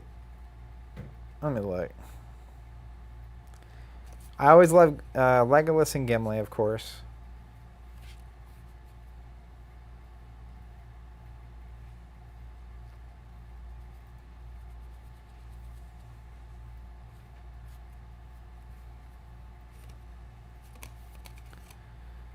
So, one major question for me at this point with these characters that I'm bringing in is also like where am I going to be going? That's what I'm saying, is like there's so much to balance in this game. What up, Connor? Solo stream's going well as far as I know. It's definitely different not having someone around to play against or interact with, but it's been a good time so far, and I'm at least getting a deck built, so that's a good time. Forlong is a cheap filling character. Let me find, see if I even have that in the stack.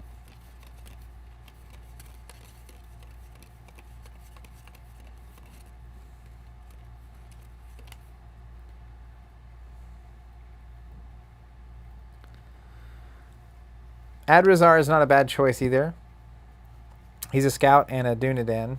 He also gets +1 against all factions.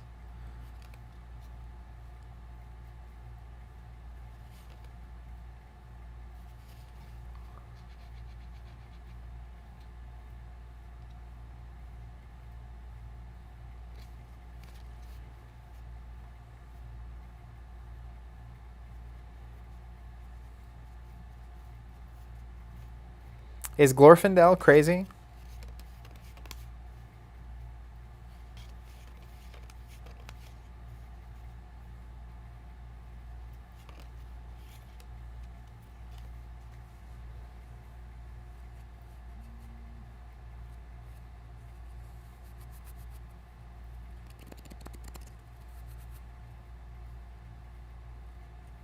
Herman says Glorfindel is the best character in the game. I like Glorfindel just because the art's great and the character's great. So let's go with Glorfindel. He's also a sage, and he's also a big body in case I need to play that game.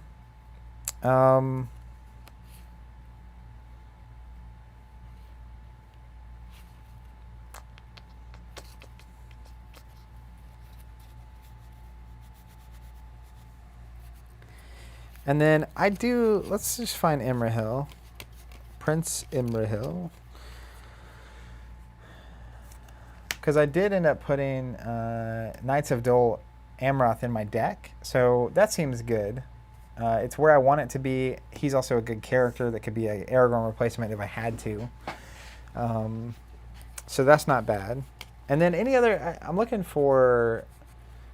Someone saying Gildor.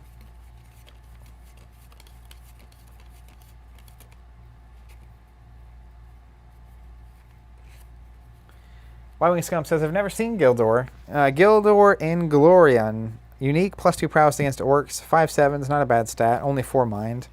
It's definitely not bad.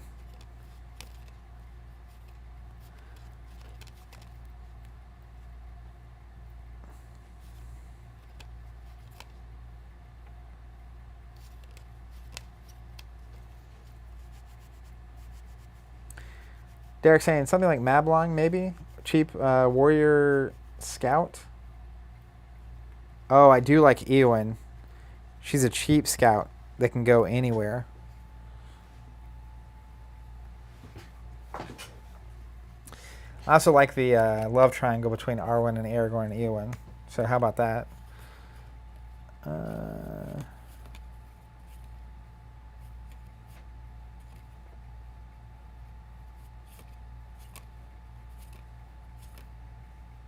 I have Mablung. Someone saying that earlier. 1 cost. He's a scout and a warrior. That's pretty good. I like those lower cost things. Although they're not worth points. That's the counter there. But it is the tapping for events. They're super good with that. So let's start there. Let's make progress as promised. So I've got my starting characters. I got my 4 characters in the deck here. And then my marshalling point cards, I've got technically 6, 7, 8, 9, 10, 11, 12. So I'm a little over on that currently. But that's okay. So that's 16. Now, are all these cards in my starting party considered in my deck for my count?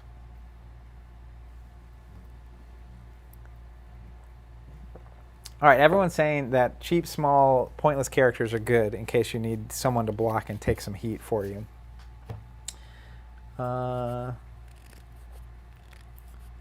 Herman says, cheap, small characters. Yeah. Where's that? Y-Wing Scum saying Haldir. They're not counted as in my deck, so that's good. I'm pretty sure I had Haldir somewhere. I'll tell you what, I need to reorganize my cards in a real way. Haldir's fine. He's 1 point, but he isn't any of the stats I need, or any of the traits I need, I think is the problem.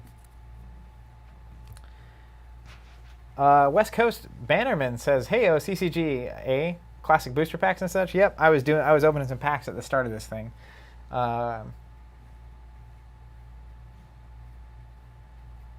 Jeremy says a different something today would probably be good because he would hit some of the factions. All right, let's keep moving on. So marshalling point cards, Doors of Night. Let me find. I have that somewhere.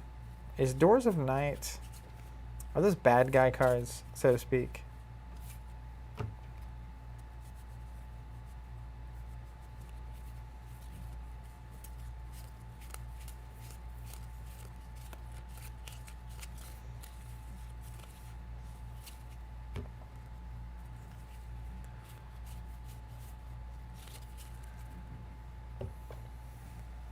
Where did I put them? Oh yeah, they were in this thing.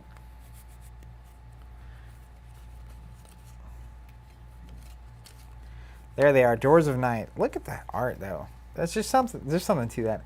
All resource environment cards and player immediately discarded, and all resource. Yeah, okay, so it's just making it night, and then if anything else is going to happen. Now this cheat sheet I have is saying 5 Doors of Night cards. So it says 2 copies of Doors of Night, and then 2 or 3 Doors of Night related card. Optionally a Will of Sauron to make them permanent. So I'm gonna, they're bad guy cards. I'm just putting them here. I'm not necessarily building that side of this particular deck right now. And then it's 25 to 30 cards. So I've got 1, 2, 3, 4, 5, 6, 7, 8, 9, 10, 11,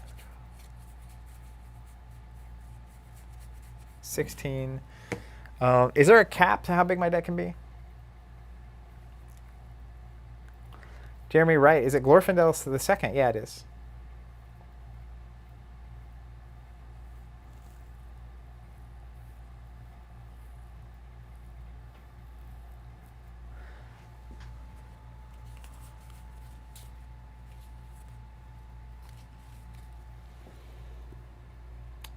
$50 resource cards. We'll probably aim for that.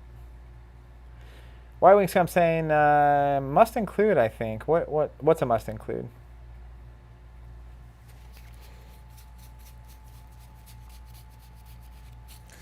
Nice, 16. So I technically have 34 slots that could go if I wanted them. Let's look.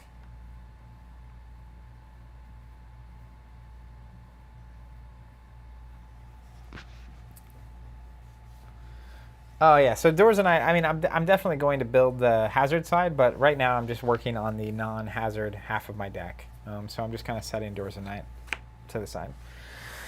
So looking through these cards, I have 1, 2, 3, 4, 5, 6, 7, 8, 9, 10, 34.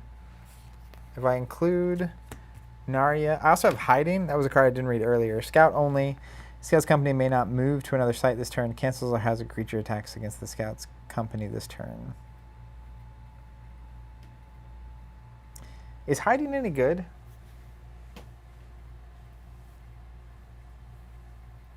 And what's the minimum number of cards that I can run?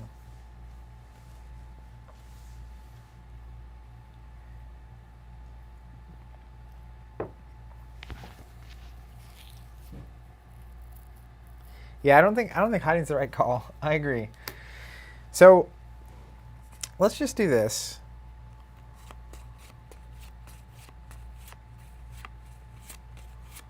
$30 and $25 are the numbers that it gets, but I think 30 was the last number.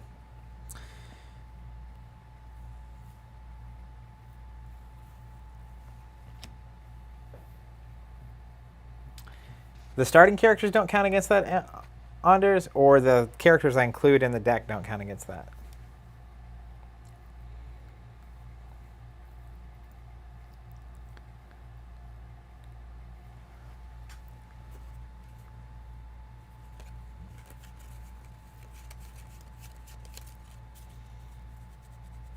Oh, characters that all don't count. Okay. So I've got 12 here. So then technically 18 would get me to 30. But let's just say we're shooting for a 40 card deck. So 28 is the number of cards that I can run. Now, of all these cards that I have, I'm going to slide them up so you can start seeing them. What are the auto includes to you? Because, like, I'm going to just start reading through them again.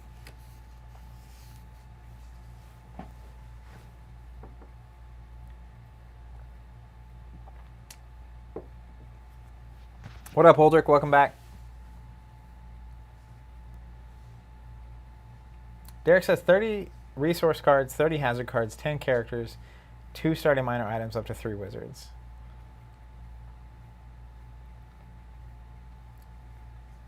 So if it's only 30 and I've already got 12, that means I only get 18 cards. Is that right? Is that where I should be?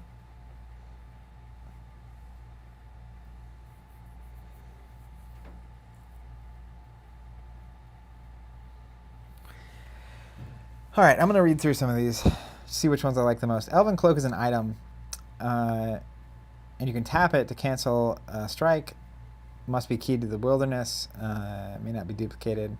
So I like having, I have one starting. I think I'm going to put one extra in.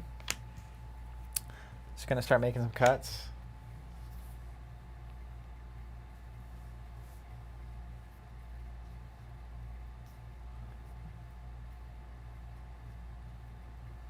Oh, okay. So this is interesting. Man, this is crazy. He says, Anders is saying you want the combo pieces in your sideboard. As an example, Choice of Luthien is a sideboard card. So sideboard doesn't count against your deck total. Are there any of my other victory points that you think are sideboard? As an example, like Anduril doesn't make much sense until I get a Reforging stored.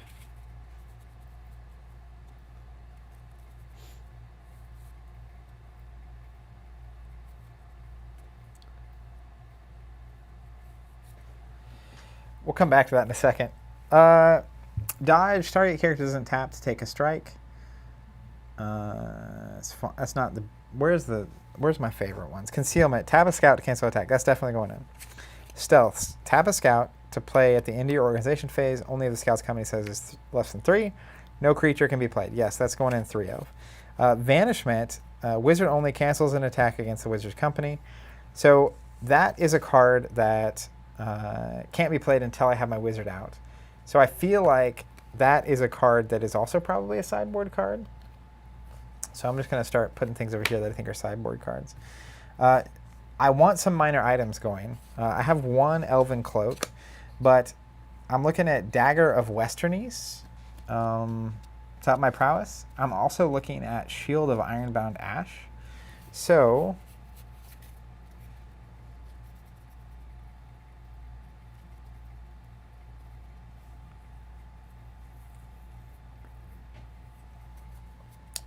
I'm probably going to include both of those.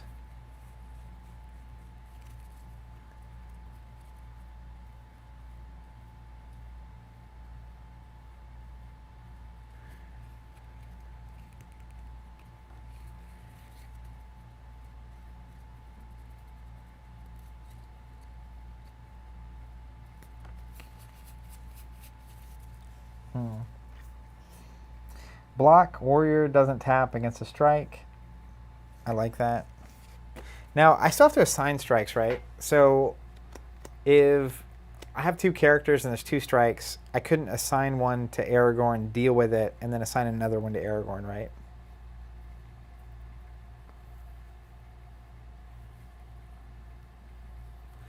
Yeah, I'm agreeing on Vanishment. Do you think it's a 3 of in this deck? Basically, the reality is like you have to exhaust your wizard to put the cards from your sideboard into your deck, and rarely am I going to want to exhaust Gandalf to get Vanishment into the deck. Yeah, so block is only so good. I mean, I can block without tapping. That's actually really good, because then I can tap to get the item.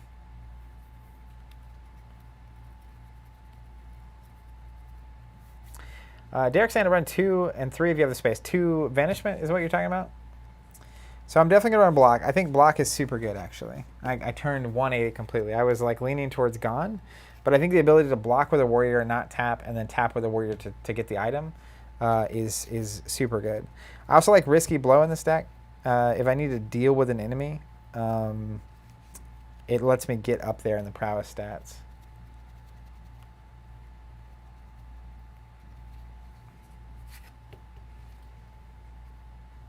Yeah, I'm going to put 2 Vanishment in. How do we feel about Risky Blow?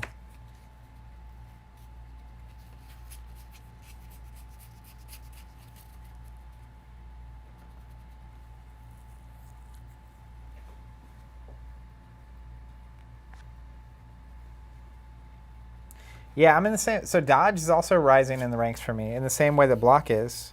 Basically not having to tap to do something is super good.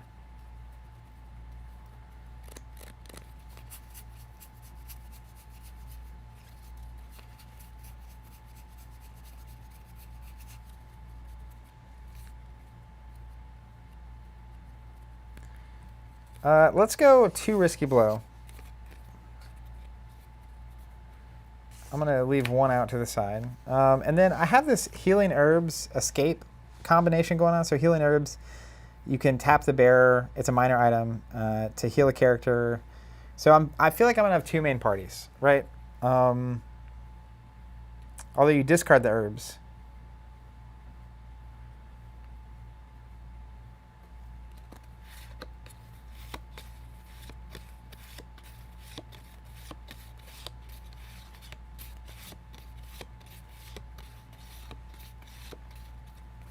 I'm going to have.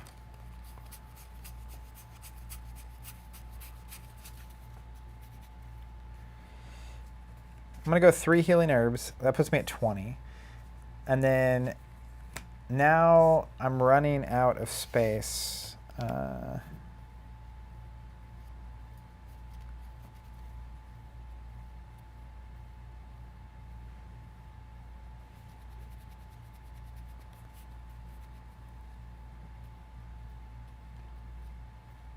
Yeah, I agree. Basically, healing seems really important because if you get wounded, you can just totally recover.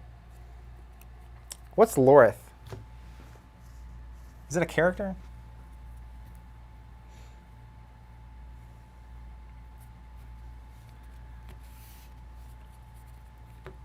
And how relevant do you think Dagger of Westernies is in this deck? I can't imagine building a deck without all this. What up, Isaac? He says, hey, Zach, how's the solo stream going? Better or worse than he thought? It's not bad. I don't know how people have been enjoying it, but I know that I've been having a good time. Bryce seems like he's really tired over there. Just kidding. All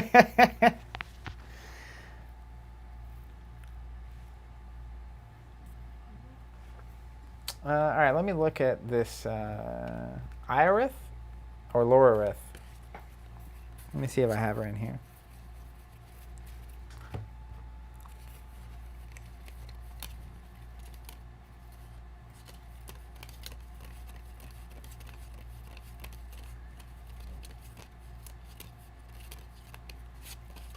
What set is that character from? Yeah, I'm on that boat. So Dagger is more of a starting item than anything. I can get into that. How do you feel about the shield? Is that necessary here? Generva says, we've been enjoying it. Hey, I'm glad to hear it.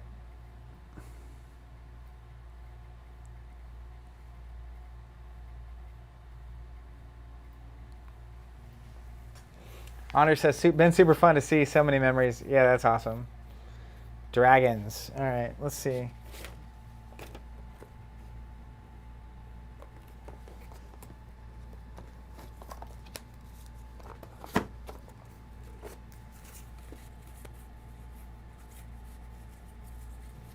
Yep, there's Iorith. Healing cards affect all characters in her company. She's a 1/1. That's pretty good. If I'm gonna go herbs, she seems good.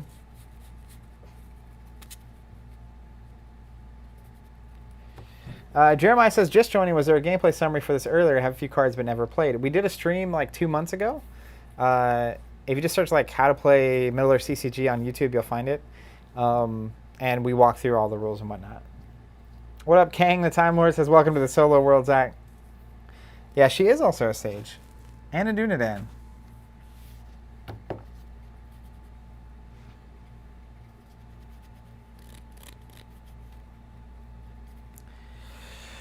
So, do you think 3 healing herbs is correct?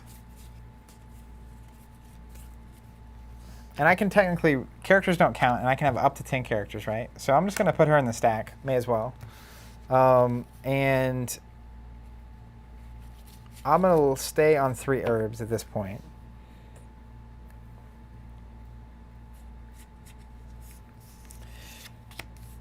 Let's get these out of here.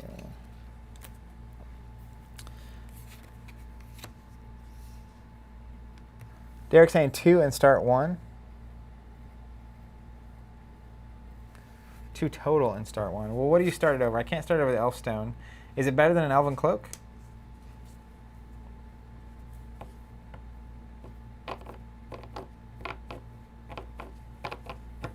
Yeah, I don't think I have space for the shields.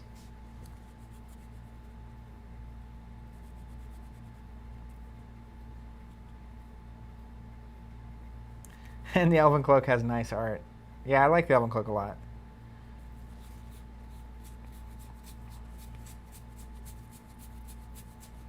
I'm going to run 2 healing herbs.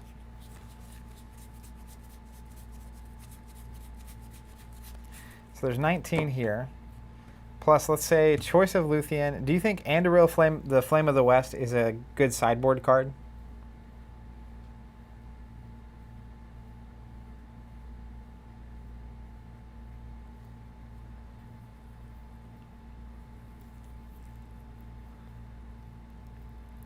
Derek, the Elfstone gives Faramir the direct influence to control Annalena immediately. All right, so that's also sideboard. What other of my point cards are sideboard point cards? I doubt that my armor or my weapons are sideboards. Reforging has to be up front. Narsil can be played up front, so that's going to go in the... It's not really... It is a weapon. Oh, and it's +1 to direct influence. That's interesting. But I can play it early.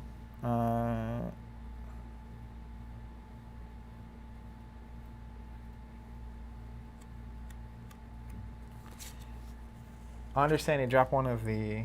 Narsil's 100% in the deck, yeah. Glamdring's in the deck. So then, probably...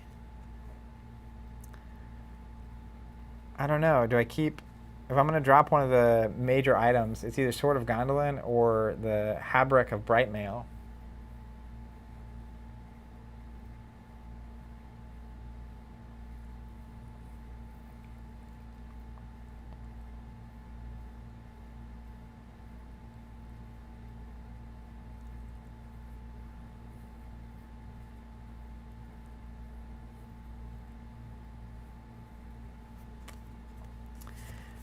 I definitely have the 2 factions. 6. Well, honestly, this is the 10. Habric needs a warrior, right? But Aragorn and Faramir are warriors. Moblung's a warrior. Eowyn's a warrior. Imrahil's a warrior. Glorfindel's a warrior. Gandalf's a warrior. They're all warriors.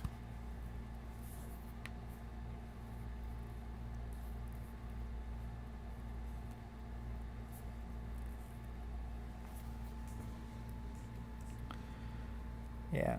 All right. Well, I'm going to listen to the wisdom of the crowd.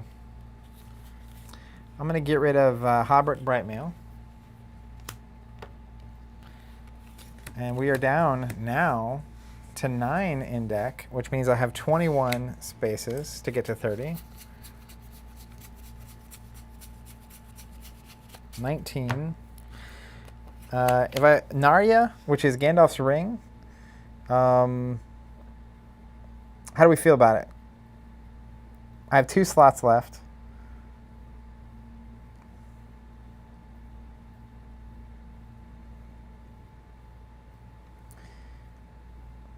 I'm feeling like 1 escape and 1 Narya. Chris Davis saying Choice of Luthien should be in the deck.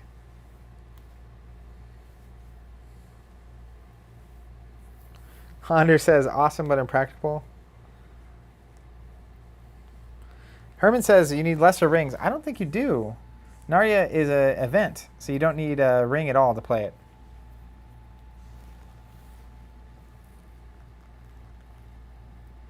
Yeah, I know, but Narya is so thematic.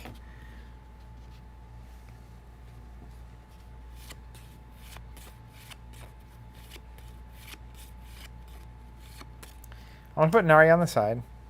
Let's go with 2 escapes.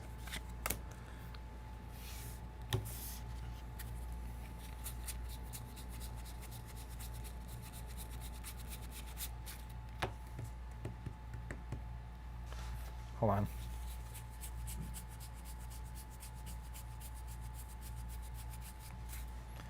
Yeah. All right. So now I literally have done it.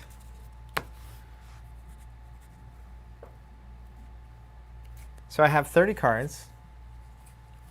Let me count them again. 1, 2, 3.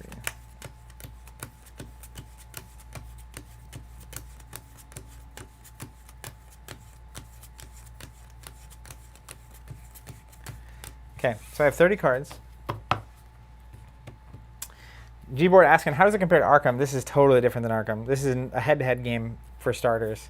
That's also from the 90s, so it's wild. So here is where we landed with this deck for a recap for those watching at home. I have 30 resource cards. I have my Gandalfs here. I'm going to have to snipe one Gandalf out of my deck here. Let me grab it.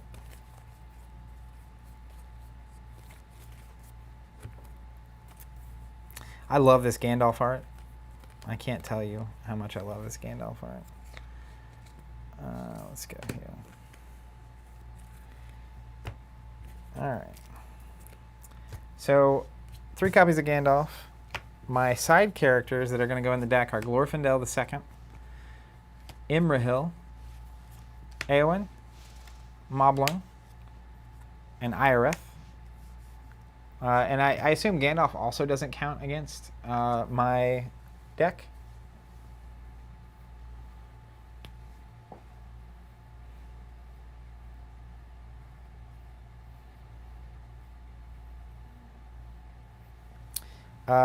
And then my starting characters are Faramir with an Elf Stone, because you get 2 minor items. And then I have Annalena. So the Elf Stone is going to give Faramir +2 influence, so he has 3, the black hand. Annalena's mind is 3, so he'll be able to directly control her from the very beginning. And then, of course, I have Aragorn II, who has an Elven Cloak. And then I have Arwen. Aragorn, of course, going to be able to influence Arwen.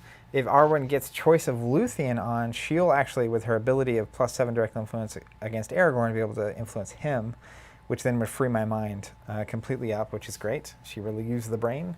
Then I have Choice of Luthien and Anduril, the Flame of the West, in my sideboard. And now, technically, the sideboard I think is 20 or 30 cards, but I would probably run kind of like tech pieces or certain things in my sideboard for my heroes that are in case something goes wrong, in case I need it.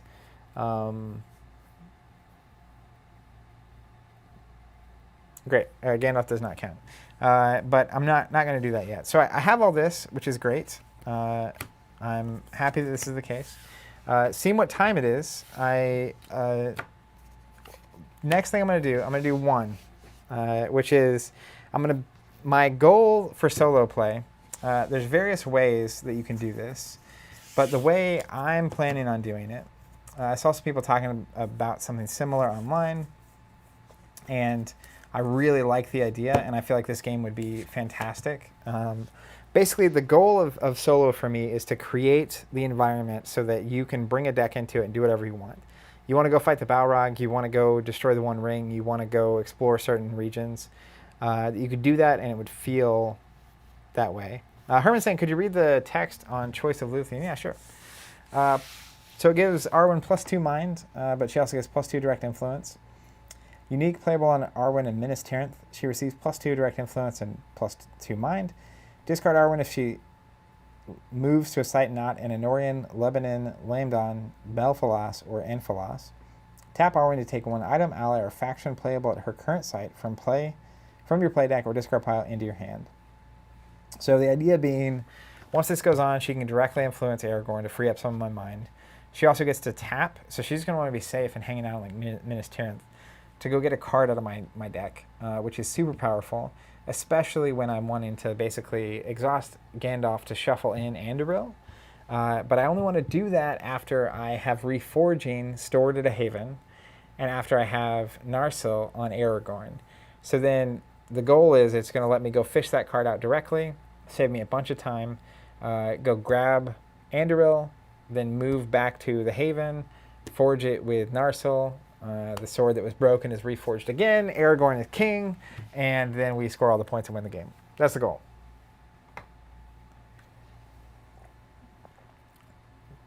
Choice of Luthien can't get Andoril. Why not? Okay, because she can't get a permanent event. It's not technically an item. Well, that's a bummer. I tried.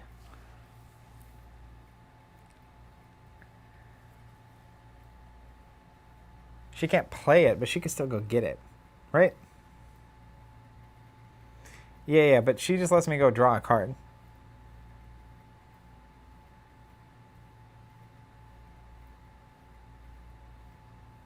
Oh, it has to be playable at her current site from my play deck. I get you. That makes sense. So she can't fish it out. I'm with it. I'm with it. All right, those are still going to be my sideboard. That's still my deck. So what I want to do is basically for, if you look at, let me grab a couple locations just to give some examples. And here's basically how I'm planning on doing it. And this will just give me a ton of freedom as a player. And again, the goal, offer myself a challenge, but really just let me play games with decks before I get into like a full game and spend hours playing against it. That's not what I want. Let's see. This is probably a better example. Let me find a good one. So, for example, where are my forests?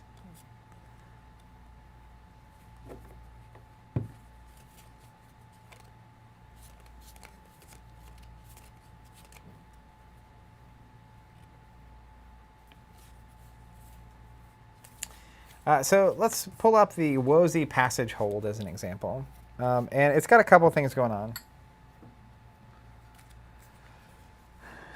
It's got the border holds up top, and it's got the 3 forests in the site path on the card. So my goal is basically, if this is where I want to go, I go there, and I look at the site path and the actual location, site type. And then I have a deck for every type that I can draw from. So I would have a forest type in this case. I think it's called a forest. Wilderness, and then I would have a Borderland Holds deck. And so in this case, you know, if my threat size is, let's say, 3, then I would start from the top and I would go down, and I would basically draw cards from those decks. So, and it would also depend on where I'm coming from, because technically I wouldn't even use this site path. I'd use my actual site path. So, you know, if I hit 2 forests and I hit 1 border holds, or a land in a border holds, then I would get 2 cards from the wilderness deck, and then I would get 1 from the other, and it would be in that order, and it would just flip. And you know, I would basically build the wilderness deck to be self-contained, so that it kind of plays creatures and things that make sense and things that work with that strategy. And then that way you can kind of just go anywhere you want. How you doing over there, Bryce? All right, good. So in that vein, right, I just want to look at putting together a wilderness deck.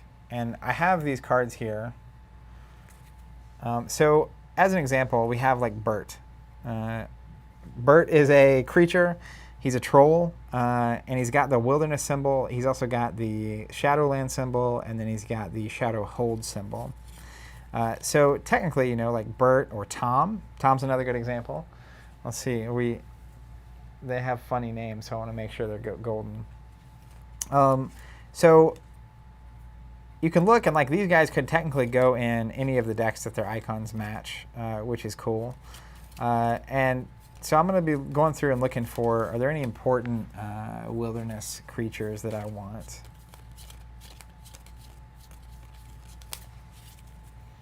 Let me look. Brigands, min, 2 strikes. If any strike of brigands wounds a character, the company must immediately discard an item. That's a bummer. I like the brigands. And so, you know, in a 30-card deck, I'm thinking like Rodrigo says a one ring deck sure would be fun to see playing solo. Yeah, I agree. It's cool because you can just like go try to destroy the ring, and like if you have each of those types set up, then it's just going to be worse and worse for you as you're going. Let's. I'm just going to put some cards out. So the brigands will go. And I feel like I could spend so much time building a deck for each of these types. Like Cave Drake is a double forest, so that's unlikely.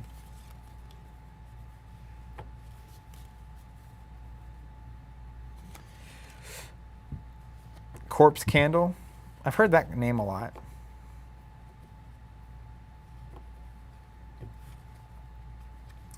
I like it. So out of a 30-card deck, probably 12 to 15, I'd want to have match the type. Kraybane.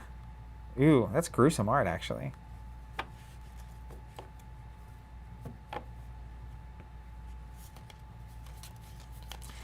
It's got an effect that doesn't really do much. Ghost is cool art.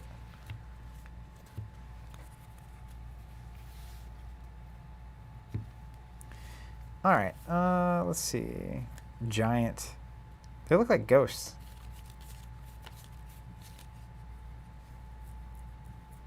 And I'm also like, you know, I'm willing to be a little crazy. Like, I'm going to go ahead and grab a giant and a giant spiders.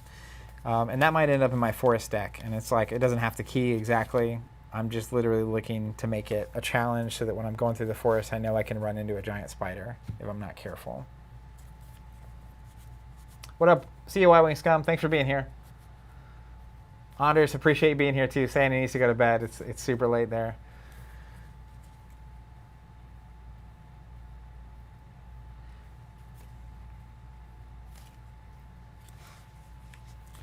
I'm going to go back here.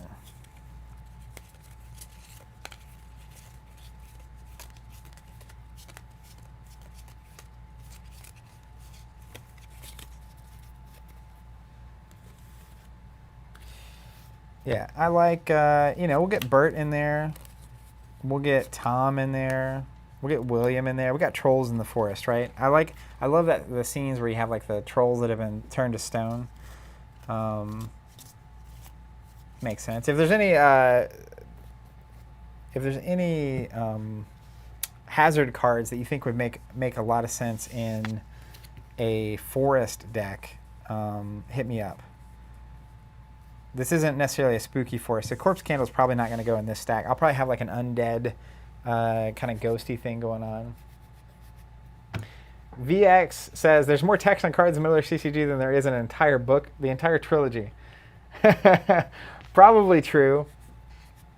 Andrew's saying it's been a lot of fun. I think you have the foundation of a solid deck going there. I appreciate that. Herman says I love that Zach is going for theme and nice art on the cards. Totally what makes this game great. 100%. Chris Davis saying Lure of Nature. So I'll get there in a second, and when I do, I'll read it. There's also Hjorn, Awakened Plant, 1 strike. Is this the one that puts them to sleep? May also be played at Drunadam Forest. I don't think so. Old Forest and Welling Hall. May also be keyed to etc. etc. It's just a 10 damage attack. Sure, let's get a tree in there.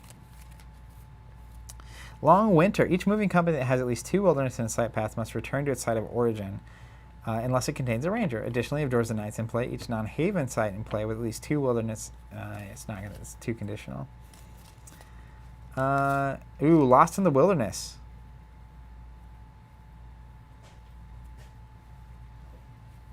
Interesting. Lure of Nature.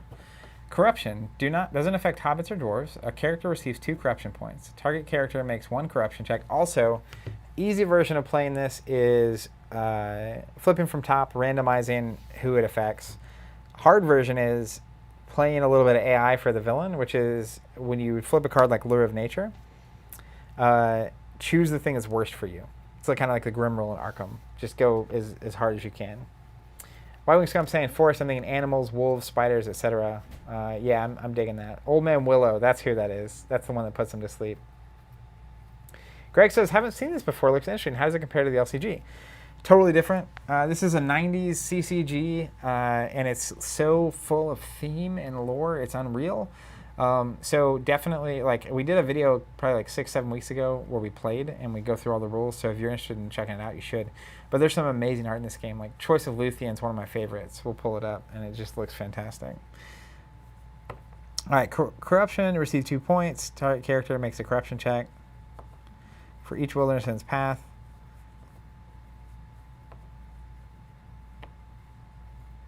All right, I like that a lot. We'll grab 3 Lure of Natures. That makes sense.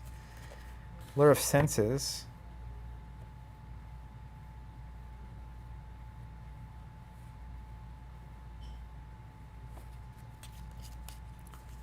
Minion Stir. So that can be really good if I have a stack that has a lot of orcs in it.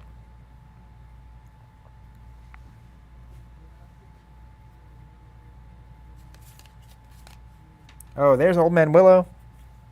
Indeed. Wow. Awakened Plant, 1 strike. 15 prowess against hobbits. May also be keyed to Fangorn, etc., etc. 2 wilderness insight path are required. We're just going to put 1 out because I love, in the books, Old Man Willow is hilarious. I'm not gonna go orcs in the forest. I'm leaning towards creatures and wolves and all that kind of stuff. I like that a lot. It could also be fun, you know, like if people that played built a deck for every type of hazard like this, and then you essentially challenge your friends to it.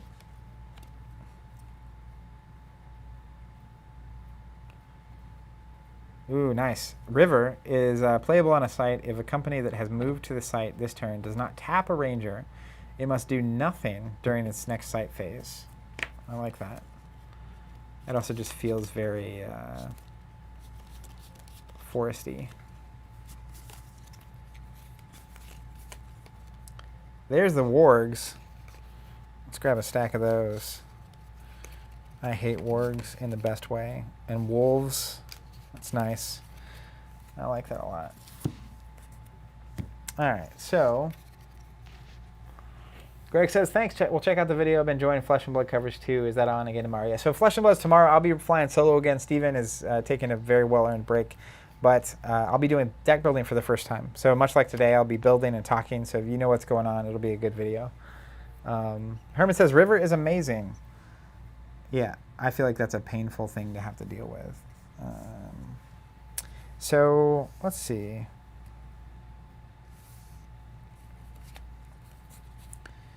I like the fact that there's 1 of 3 different trolls. And then we have wolves and wargs and brigands makes sense to me.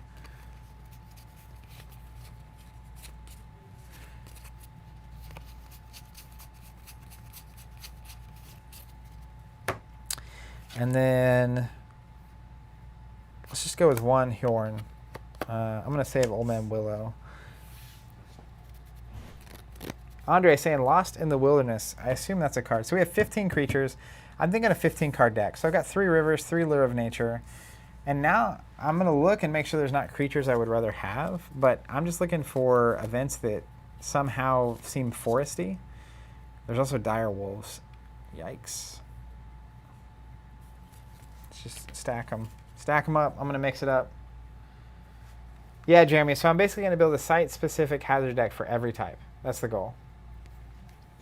And I'm not going to do that here. I'm going to build this first one. And then I'll build the rest off screen. And if I ever get the chance, well, then I'll come back to it. Right now I'm just grabbing literally, you know what I really should be doing? I'm not going to do it right now. But I should just go through and grab creatures and stack them up by the places they can go. That would make my job way easier.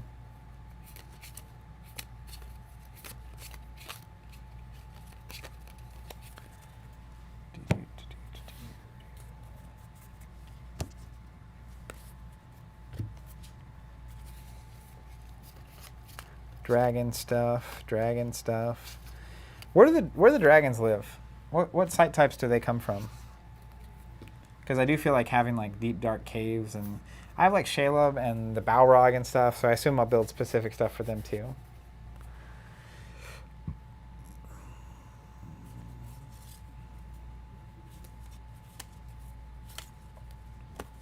Look at the art on Icy Touch. That's actually fantastic. You have like Skeletor holding the sword.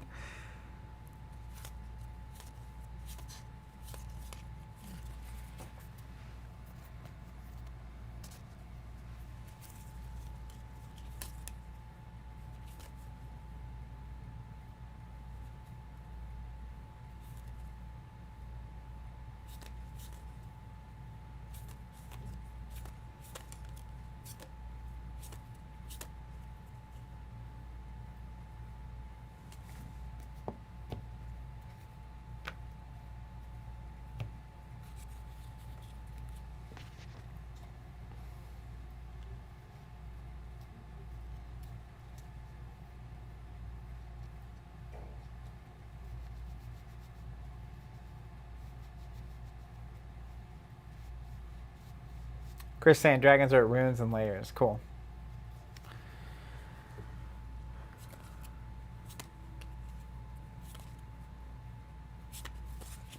All right, let's try to find. Some cards being mentioned were Long Winter and Snowstorm. Required Doors of Night, apparently, though.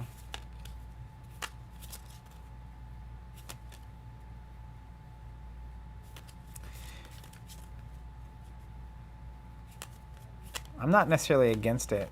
This also just might. Let me look.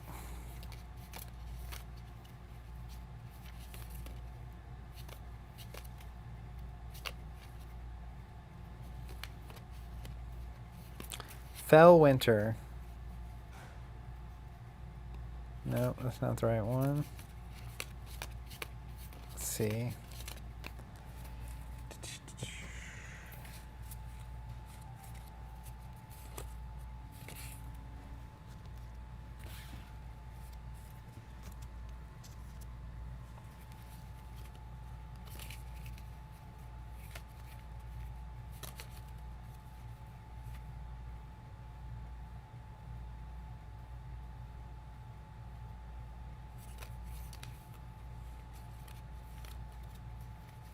You know, I actually kind of like this. Lost in the Wilderness. So basically, it's like if I move through 2 wilderness, this flips, and it's like you can play 1 additional hazard on target company for each wilderness on its side path. So if it's 2, this would be 1 card, obviously, but you just replace it with 2 more, so it would basically multiply. But if you only went through 1 forest, you wouldn't be lost, so you just hit 1 extra card. It's kind of like Surge.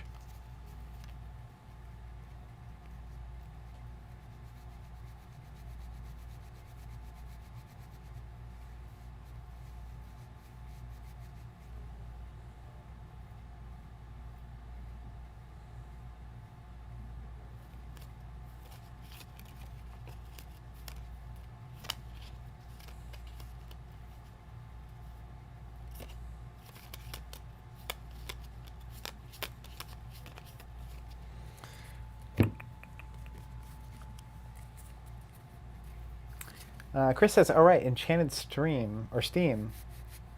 I don't have Against the Shadow. So it's not happening. But the card will pop up, probably.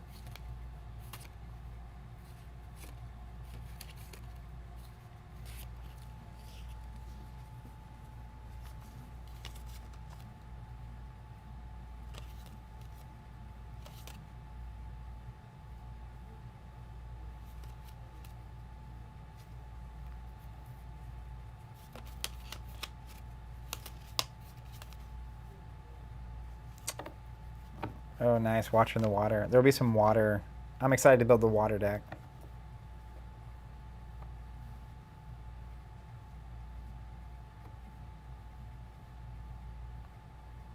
This is a decent event. So the Weariness of the Heart.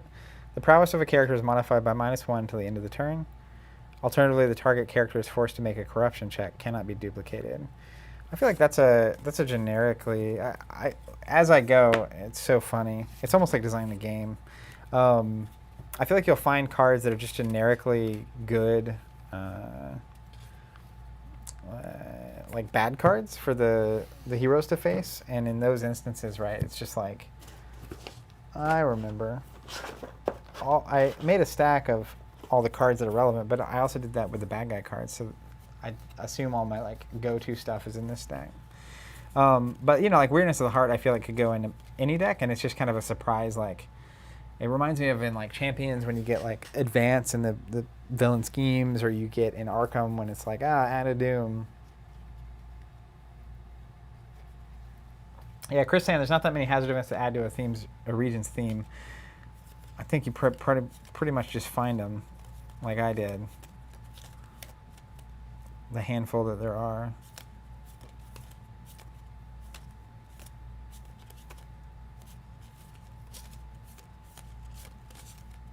Okay. So let's see what we're working with. I think this is, I got 9. I'll do a 10th here, which is Weirdness of the Heart. And then I had 15. So I'm going to add some wolves and spiders. Let's go 3 wolves, 2 spiders. Actually, I have a lot of wolves, so we'll go 3 spiders. And so it's going to be, the wilderness at least is going to be a little more creature heavy than expected. But that's totally fine. And I'll ultimately end up testing it and seeing how it goes.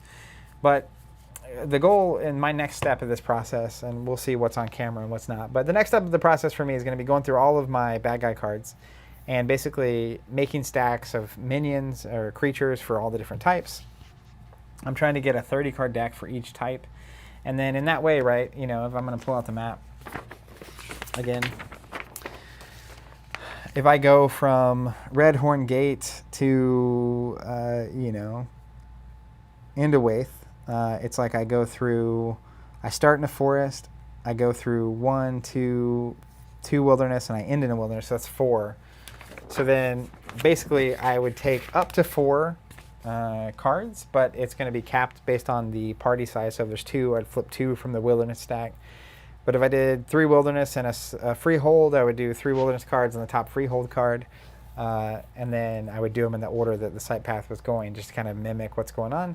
And again, the goal is, I don't know how challenging it would be or not. Another option too is like you grab the 4 cards, and as a player, you basically string those together in the most powerful way possible.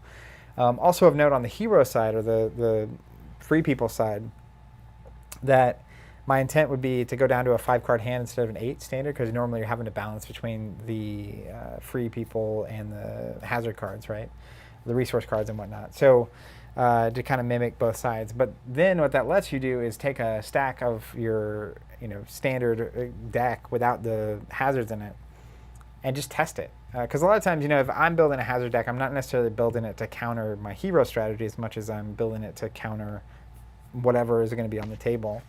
And so this would literally let you build any deck, go anywhere you want, and just kind of get reps in so you can see. Because, you know, I feel like the opportunities for a game like Middle-earth CCG to get together with people, even now, particularly with Corona, and actually play in person aren't high, because there's not that many people that play it, right, compared to something that's new and coming out on a regular basis now. And so this kind of lets you get those games in without having opponents necessarily, and get your decks to a point where you are ready to play against someone, even if they don't own stuff, to play with your own decks. Otherwise, it's just, you know, a lot of cards that you just have sitting around looking at. And I think it'll also be cool. Like, if I want to build a 1 ring deck and go throw the ring in the bin, right? Throw it in Mountain Doom, I can do that. Chris saying, if you're doing the hazards this way, you should definitely tune the creatures down. You know, orcs, not giants, because you normally would never be hit by that many creatures. Jeremy says, epic solo. He says, dude, that's awesome. Then you could just run around Middle-earth like a maniac. That's right. I mean, I think that's what you could. And so what's going to be tough to balance, though, is like, my next real step, that's why I'm not ultimately going to do it all right here, because the hour is drawing late already. But basically is going through all of my hazard cards and pulling out cards like Weirdness of the Heart, which is just a generically playable card that you can flip into. And getting all those, and then also, as I'm going through, dividing my creatures into where they key. You know, are they wilderness, are they freeholds, etc. And then from there, constructing the best 20, 30 card decks I can for that specific region type. And it lets you kind of go anywhere you want. And honestly, you could technically even play non-solo that way, where both players just have their free people stuff and they're just challenging themselves against whatever's going on in Middle-earth. Yeah, I think that's smart. Kaya says to go even further, you could keep a turn counter for yourself. The basic idea, though, is like if you run through your deck twice is when you normally call the free council in a 2-deck game. And like you would be able to simulate what your deck does going through its own deck twice. And if it's able to handle various threats and whatnot, it wouldn't be quite the same thing, but it would at least be a pretty decent representation. The main thing I like about it is it gives you the freedom to just go wherever you want, do whatever you want. As opposed to some of the scenarios where it's like, you know, there's a scenario where you literally go try to destroy the ring in the books, and it's like that scenario requires your deck to be built a certain way that's different and unique compared to normal decks, and so I like this because it just kind of lets you build a standard deck. All right, any last thoughts or questions before I get out of here? This has been interesting and fun flying solo. The time went by quickly. I think showing the process of building a deck in this game is crazy, as was demonstrated. And I can't imagine doing this without having a bunch of awesome people on chat, hanging out and giving advice and whatnot. So I'm excited. I'm gonna be going through and finishing this up. I don't know when that's gonna happen. But ideally, I'm going to get this all set up and test it, and I'll at least be talking about it as I'm doing it on the podcast and whatnot. If you are unfamiliar, we do a weekly podcast called the Covenant Cast. We aren't doing it this week because Steven's gone. But with all these throwbacks, we've been deep diving into game design and our thoughts on how gaming has evolved from the 90s till now. And this is something I'll definitely be discussing throughout. But I look forward to revisiting it, and it's a game that I think Steve and I both want to get back on stream. That's part of why I wanted to build these decks as well. Is like we want to play again, but we probably are going to go past the challenge decks. I have a ton of stuff I would love to see, like the dwarves and a one ring deck and a Saruman Palantir deck, etc. So I'm very much looking forward to that. Super kind commentary coming in via the chat. Glad you guys had a good time. Unwound said, when will we see y'all do Middle-earth CCG again? We'll see. I have a list of like 80 potential throwback games that we haven't done yet. So revisiting one that we've already done isn't necessarily super high on the list right now, but the goal is to be able to keep doing throwbacks forever. So if that keeps happening, we'll eventually make it through the list, and then the odds of Middle-earth coming back is super high because we both love Lord of the Rings and enjoy this game and want to explore it some more. So assuming that things keep going well, and we early on during all this, we set up a content membership on the website. It's $20 a month, and it goes directly towards our ability to do content 5 days a week. So the response to that's been really, really great. And if that keeps going well and people keep signing up, the goal is to keep streaming a lot more even once isolation and whatnot's over.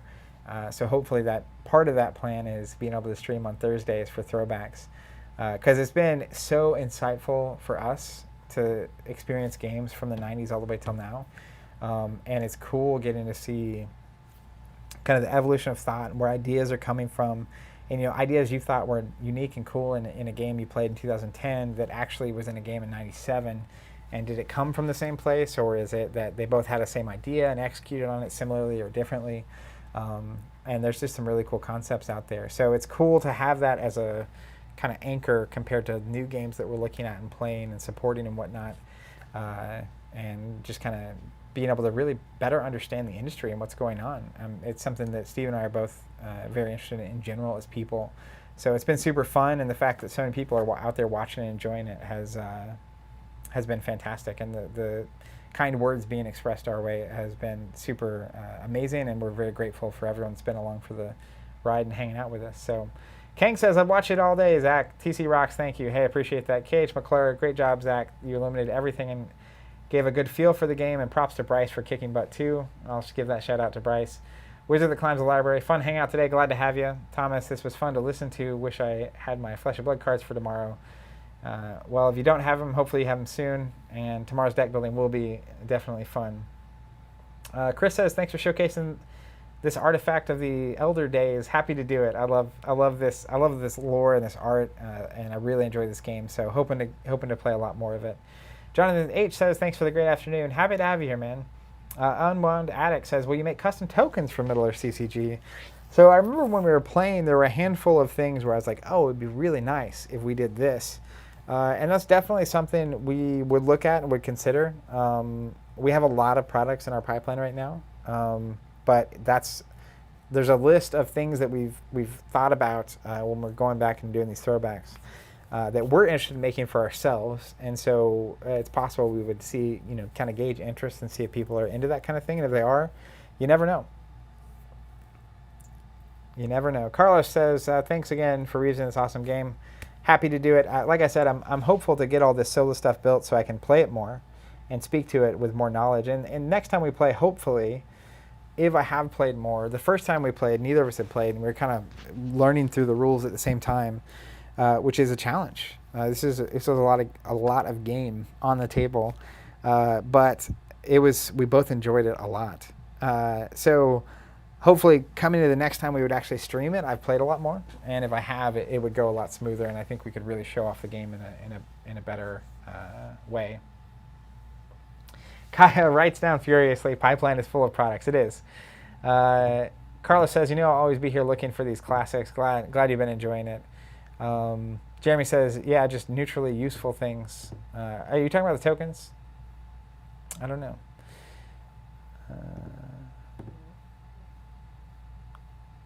Let me see.